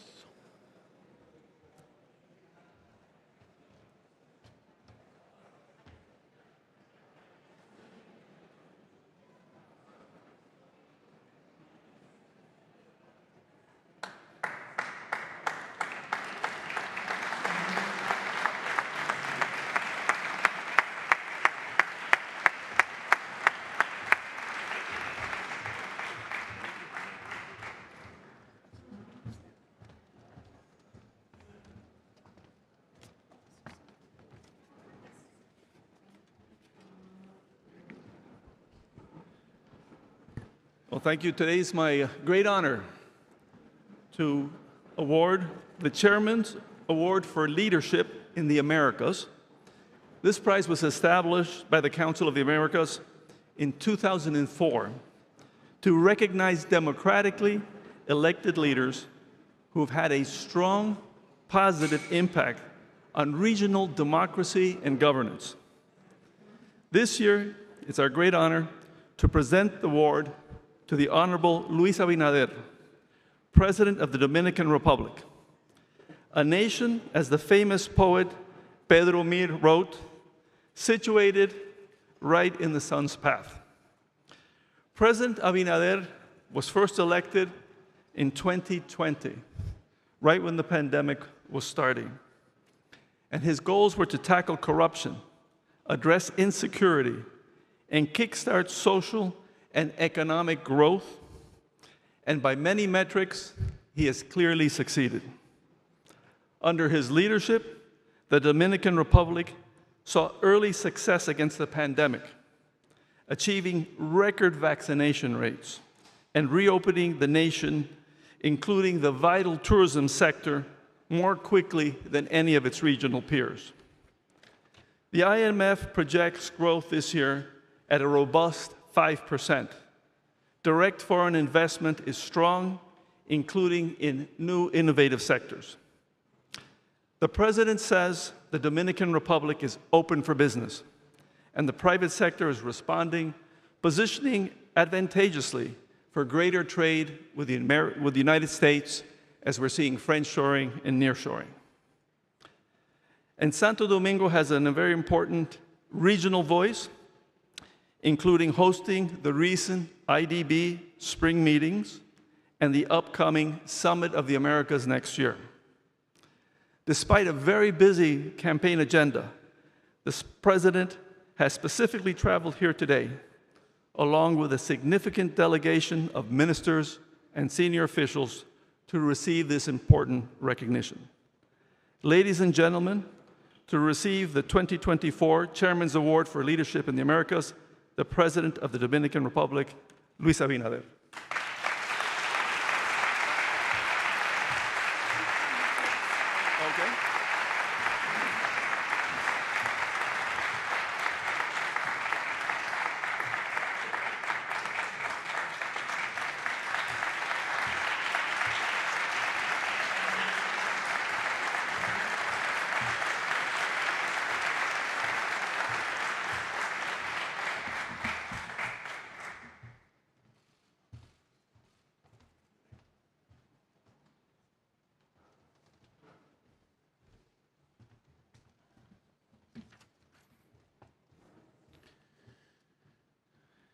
Muchas gracias, señor Andrés Glusky, presidente de la Junta Directiva del Consejo de las Américas, señora Susan Sigal, presidenta and CEO del Consejo de las Américas, y en ella los demás miembros del Consejo de las Américas presentes, a mi esposa Raquel Arbaje, al señor Roberto Álvarez, ministro de Relaciones Exteriores, y en él a los demás ministros que nos acompañan, a la señora Sonia Guzmán, embajadora dominicana en los Estados Unidos, a la señora Marjeline Cordero, embajadora dominicana ante la Organización de Estados Americanos, OEA, distinguidos empresarios, invitados especiales, directores de medios de comunicación dominicanos presentes, amigos de la prensa, señoras y señores.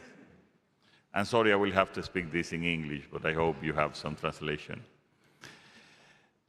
Señoras y señores, es para mí un honor dirigirme a ustedes en este 54ª conferencia sobre las Américas, en la cual recibo el Chairman's Award for Leadership in the Americas. Gran distinción que me otorga el Consejo de las Américas y un reconocimiento que acojo en nombre del pueblo dominicano y del mío propio. Agradezco al Consejo en la persona de su presidente, el señor Andrés Glusky, por este galardón. Es la primera vez que esta organización reconoce a una economía en desarrollo del Caribe. Me siento muy honrado de ser el primer mandatario dominicano en recibir este premio. Entiendo que este se debe al notable desempeño que en los últimos años ha mostrado la República Dominicana por el mayor compromiso de mi gobierno con los valores democráticos, el crecimiento económico, el respeto a las libertades y los derechos de los ciudadanos, la reforma del Estado y la tesonera lucha contra la corrupción y a favor de la transparencia. Este reconocimiento implica una mayor responsabilidad con la gobernanza democrática y me comprometo frente a ustedes a continuar profundizándola hasta el último día en que ejerza el cargo de presidente. De hecho, este es un legado político que nos llega desde lejos. En 1978 arrancó en República Dominicana la ola democratizadora de América Latina con la elección a la presidencia del candidato de nuestro partido, Antonio Guzmán, el padre de la actual embajadora dominicana aquí en Washington, que está aquí presente, doña Sonia Guzmán. Desde entonces hemos celebrado 12 elecciones presidenciales consecutivas que han consolidado la estabilidad política y la gobernabilidad democrática en nuestro país. Hoy, a nadie le debe caber duda de que la democracia es un bien frágil bajo asedio en muchos lugares del mundo. Nosotros, los dominicanos, nos sentimos orgullosos de este logro continuo en la profundización de nuestra democracia. Como ustedes saben, las elecciones generales dominicanas se celebrarán el próximo domingo 19 de mayo y quiero ser categórico frente a ustedes. Como partido compuesto por demócratas convencidos, puedo asegurarles la plena imparcialidad del Poder Ejecutivo para que dicho certamen sea libre, justo y transparente.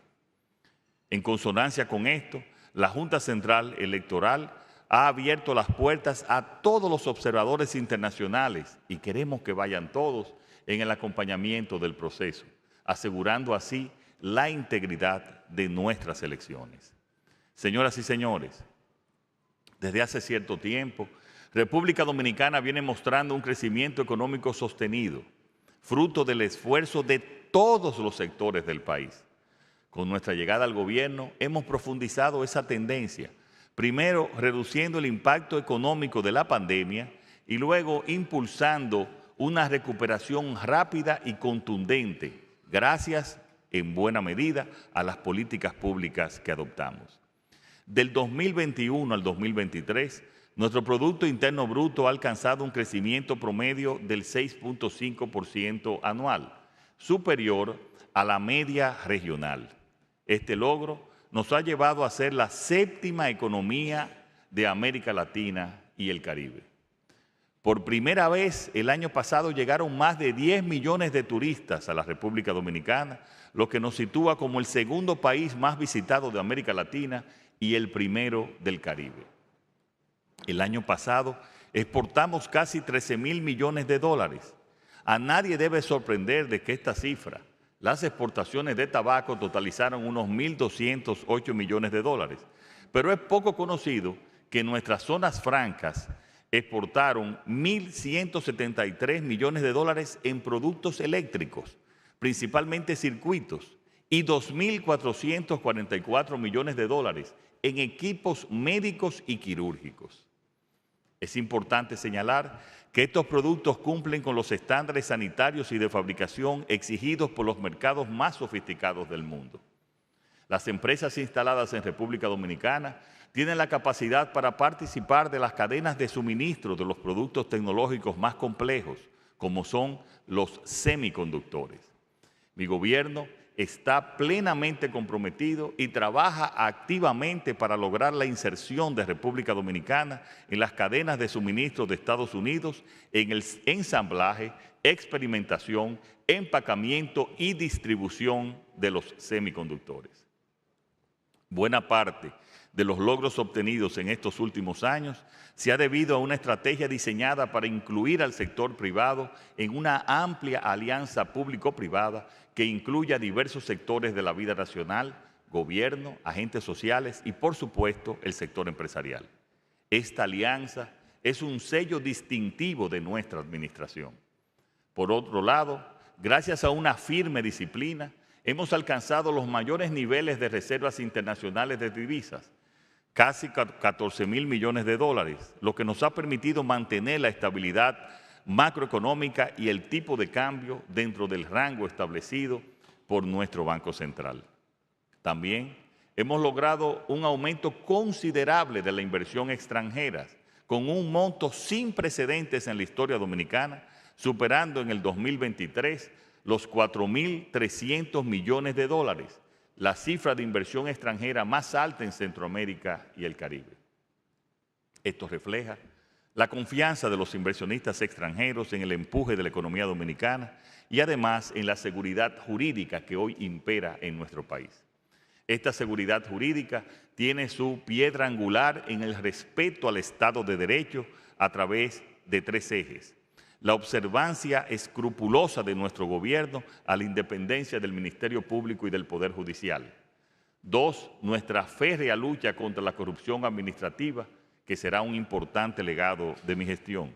Y tercero, la implementación de un gobierno más abierto, más transparente y más eficiente con todos los proyectos de transformación digital. Consecuentes con ello, hemos tomado medidas para garantizar un Ministerio Público independiente y promover la designación de profesionales autónomos en organismos neurálgicos del Estado dominicano. República Dominicana ha mostrado avances fehacientes en temas como la lucha contra la corrupción y a favor de la transparencia gubernamental, la libertad de expresión, la estabilidad económica y la reforma en seguridad ciudadana. Permítanme ofrecerles algunos ejemplos con índices e informes fehacientes de instituciones de reconocida reputación. En cuanto a democracia y derechos humanos, el reconocido Índice de Democracia Liberal 2023 del Instituto BDEM de la Universidad de Gotemburgo muestra que República Dominicana ha aumentado la calidad de su democracia en los últimos años, mejorando 27 posiciones desde el 2020. En relación a la libertad de expresión, el índice de Chapultepec 2023, el más importante en esa área, evidencia que República Dominicana obtuvo la puntuación más alta en América Latina, con un 81%, ocupando el primer lugar no solo de América Latina, sino de toda América, incluyendo Estados Unidos y Canadá. En el caso de la transparencia y la lucha contra la corrupción, desde el 2020, República Dominicana ha mejorado 29 posiciones en el índice de percepción de la corrupción de Transparencia Internacional. Este dato coincide con el que publica el Anti-Corruption Working Group de este Consejo de las Américas en su índice de capacidad de lucha contra la corrupción, según el cual en el 2023 República Dominicana se mantuvo como el quinto país mejor capacitado de la región. Sobre seguridad ciudadana, el reporte del 2023 de Inside Crime revela que la tasa de homicidios de República Dominicana descendió de 13.2 en 2022 a 11.5 en 2023, muy por debajo del promedio regional, y en este año nuestra aspiración y nuestro objetivo es llevarla a un solo dígito. Por su parte, el último informe del desarrollo humano del 2022 del Programa de las Naciones Unidas para el Desarrollo demuestra que República Dominicana ha superado los niveles de prepandemia de desarrollo humano.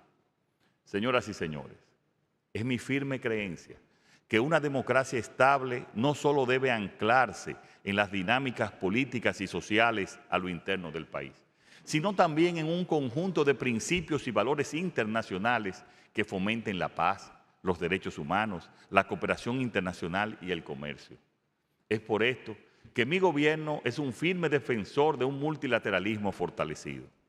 Los dominicanos creemos en un orden internacional basado en normas, en la solución pacífica de las controversias y en el apego a las obligaciones internacionales asumidas libre y soberanamente por los Estados.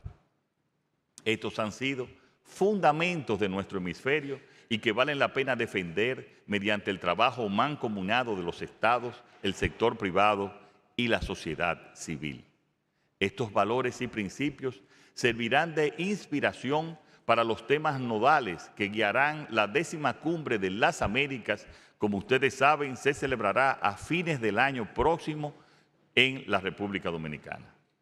Amigas y amigos, el orden internacional debería responder con mayor celeridad cuando surgen situaciones de crisis profunda que desbordan las fronteras de un país e impiden la convivencia pacífica.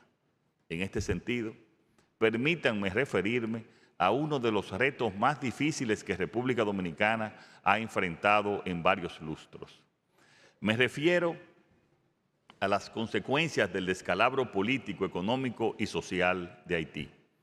Siendo dos estados en desarrollo que compartimos una misma isla y siendo el único vecino terrestre uno del otro, la convivencia requiere un grado de corresponsabilidad en aspectos como la seguridad fronteriza, la lucha contra el delito transnacional, la gestión justa y equitativa de los recursos naturales compartidos, la gobernanza migratoria y tantos otros de una interdependencia compleja como la nuestra.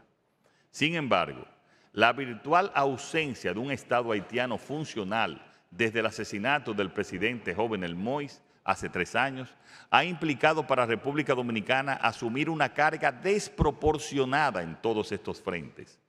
Nos hemos encontrado solos, lidiando con estos temas, sin colaboración de una contraparte haitiana efectiva que pueda imponer en su territorio el imperio de la ley. Esto ha drenado recursos necesarios para el desarrollo dominicano. Señoras y señores, después de tantos años de reclamo ante las Naciones Unidas y otros foros a nuestro alcance, la comunidad internacional finalmente ha escuchado. La instalación del Consejo Presidencial de Transición en Haití y la inminente llegada de la misión multinacional de apoyo a la seguridad en ese país nos alienta a pensar que se ha abierto un camino hacia el restablecimiento de la paz, de la seguridad y de la democracia en Haití. Por ello, Agradecemos a Estados Unidos, a Canadá, a Kenia, muy especialmente a los países del CARICOM, así como al Consejo de Seguridad y al Secretario General de las Naciones Unidas. Asimismo, también agradecemos el esfuerzo de la OEA y de su secretario general. Esperamos que todos los sectores haitianos que se han comprometido con este camino hagan el sacrificio necesario para llevar a su nación por el complejo pero ineludible sendero hacia la paz y la democracia. Es importante decir que simultáneamente con la pacificación de Haití, el país requerirá un plan de inversión de envergadura para que el pueblo haitiano pueda tener acceso a lo esencial, al empleo, a la salud, a la educación, de tal manera que puedan vislumbrar un futuro más promisorio. Amigas y amigos, el gobierno que inicié en agosto del 2020 ha enfrentado varios grandes retos. La pandemia, la cual la superamos con éxito. La crisis haitiana, cuyo futuro hoy es más esperanzador. La consecuencia de los conflictos internacionales que han generado volatilidad de los precios internacionales y la disrupción de las cadenas de suministro, impactando en una economía abierta como la nuestra. También tenemos desafíos pendientes, como cumplir con la Agenda 2030, en particular con las metas de fin de la pobreza, hambre cero y una importante reducción de las desigualdades. Más allá de esos aspectos puntuales, debemos avanzar en mejorar la calidad de nuestra educación que nos permita participar competitivamente en la economía del conocimiento. Una reforma penitenciaria que complemente la reforma policial ya iniciado por nuestro gobierno. Y un gran pacto fiscal que permita distribuir la carga impositiva con mayor justicia y que aumente las recaudaciones para poder cumplir con estos desafíos asumidos en nuestra Estrategia Nacional de Desarrollo.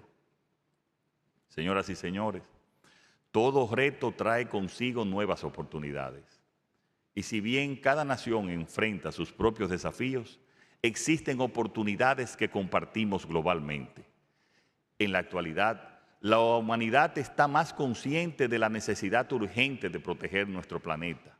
Al mismo tiempo, los avances en tecnologías como la inteligencia artificial abren caminos hacia un futuro más próspero. Es crucial que trabajemos juntos para capitalizar estas ventajas y enfrentar nuestros desafíos individuales y colectivos de manera más efectiva. Ahora bien, al final del día, lo más importante es llevar la ética al poder, como ha dicho la filósofa española Adela Cortina. Este es el único sendero real para la humanidad en el siglo XXI. Muchísimas gracias y que Dios los bendiga a todos.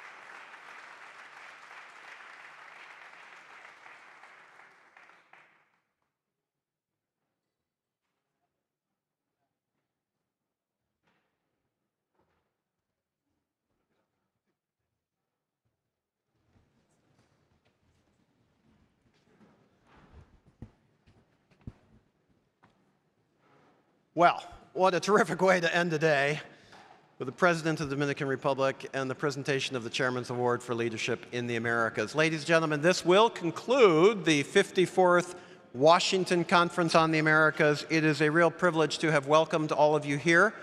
We thank you again for your attendance. We thank our sponsors for their support.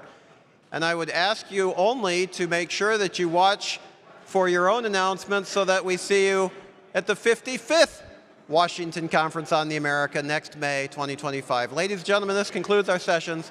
Thank you very much for coming. Have a great day.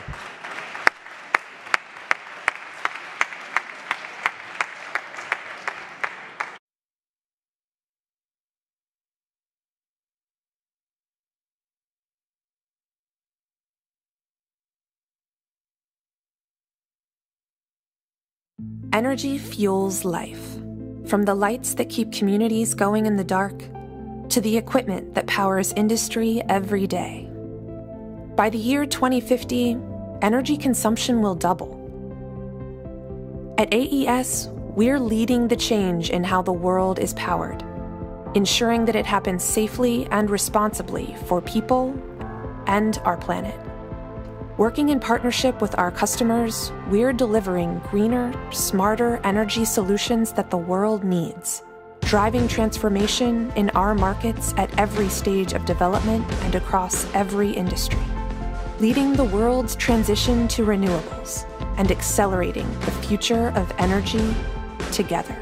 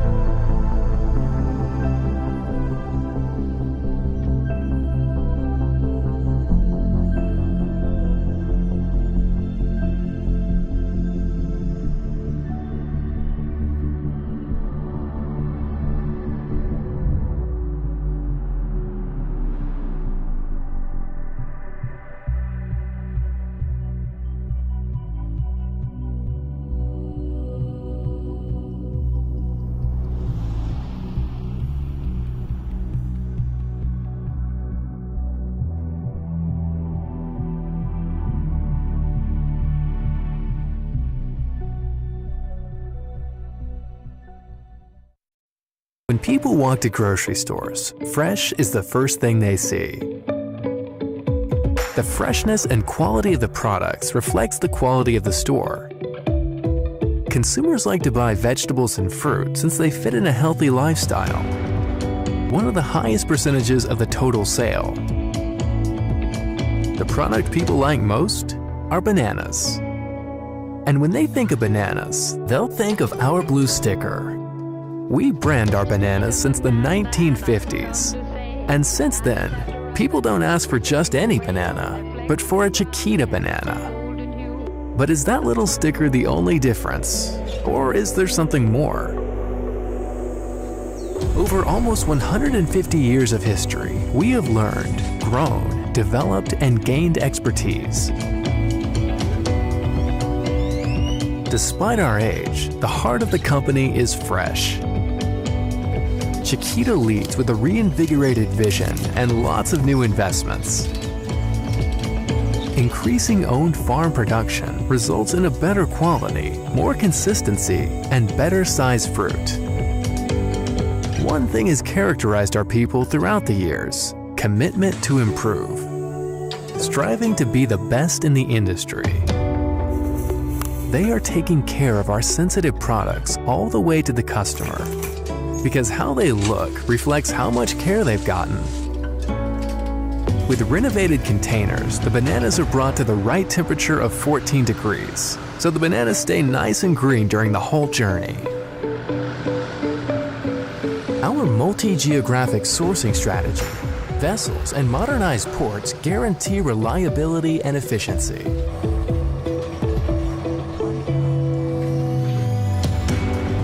And our high-tech ripening facilities ensure the perfect banana with the right green-yellow skin.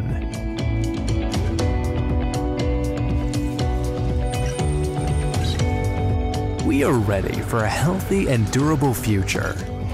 A future in which consumers more and more will choose for their health and for durability. A beautiful product that is simply perfect and truly delicious.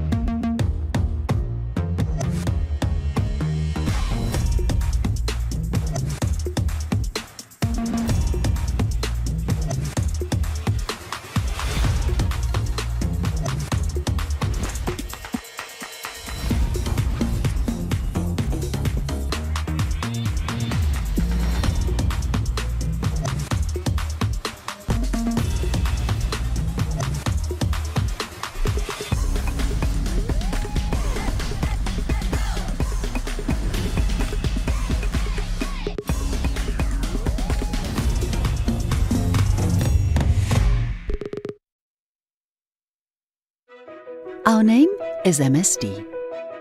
In the US and Canada, we are known as Merck & Company Incorporated, Rahway, New Jersey, USA. Although we have two names globally, we are one company with the same vision and mission: to save and improve lives. For over 130 years, we've brought forward medicines and vaccines for many of the world's most challenging diseases. Because no matter our name or our location, we are inventing for life.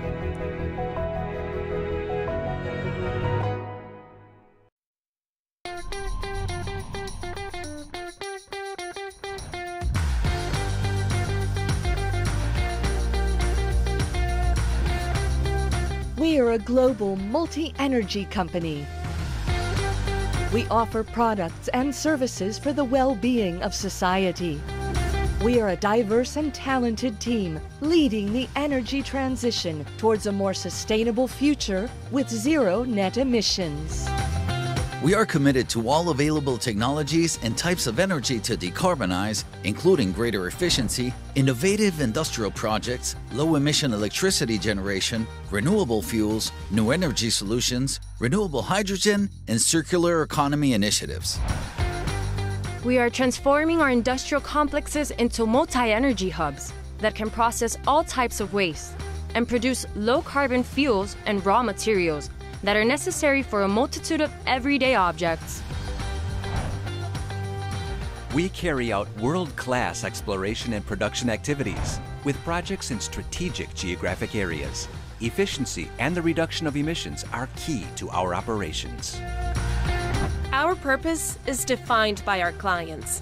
We provide an innovative multi-energy offering tailored to their needs, with products for more sustainable mobility and all kinds of solutions for the home. We are a major player in low-emission power generation in Spain, with a solid portfolio of global projects. Innovation is one of the pillars of our strategy. Relying on technology and digitalization, we are developing new energy solutions that contribute to lowering the carbon footprint. The fight against climate change is part of our DNA. We're transforming into a more sustainable company and stepping up the energy transition.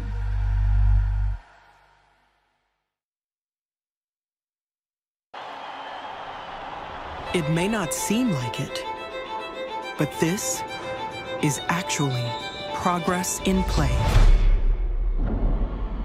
A Shell Energy 100% renewable electricity plant, lighting every soccer match at Shell Energy Stadium. We're moving forward with the Houston Dash, because we're moving forward with everybody. Shell, powering progress. Somos una empresa liderada por personas, empoderada por la tecnología. Omnicanal, dedicada a ayudar a la gente a ahorrar dinero y vivir mejor. Walmart de México y Centroamérica opera en 6 países: Costa Rica, El Salvador, Guatemala, Honduras, México y Nicaragua.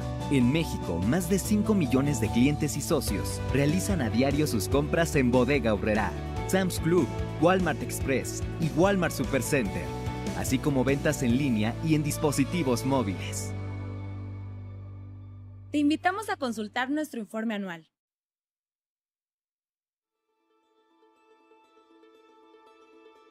Cada mañana América Latina despierta a un sinfín de nuevas posibilidades. Y cuando sales de tu hogar o te conectas a tu día, no estás solo haciendo un trabajo.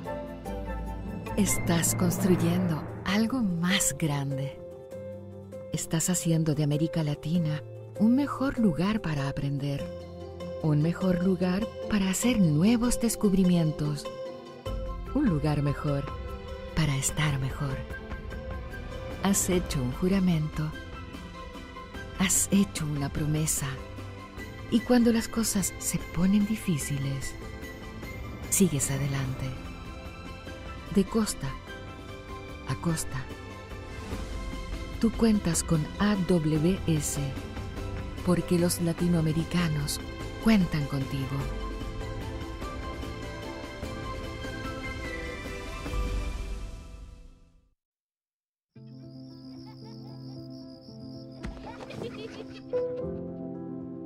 Over 7 billion people, each in our own little corner of the world.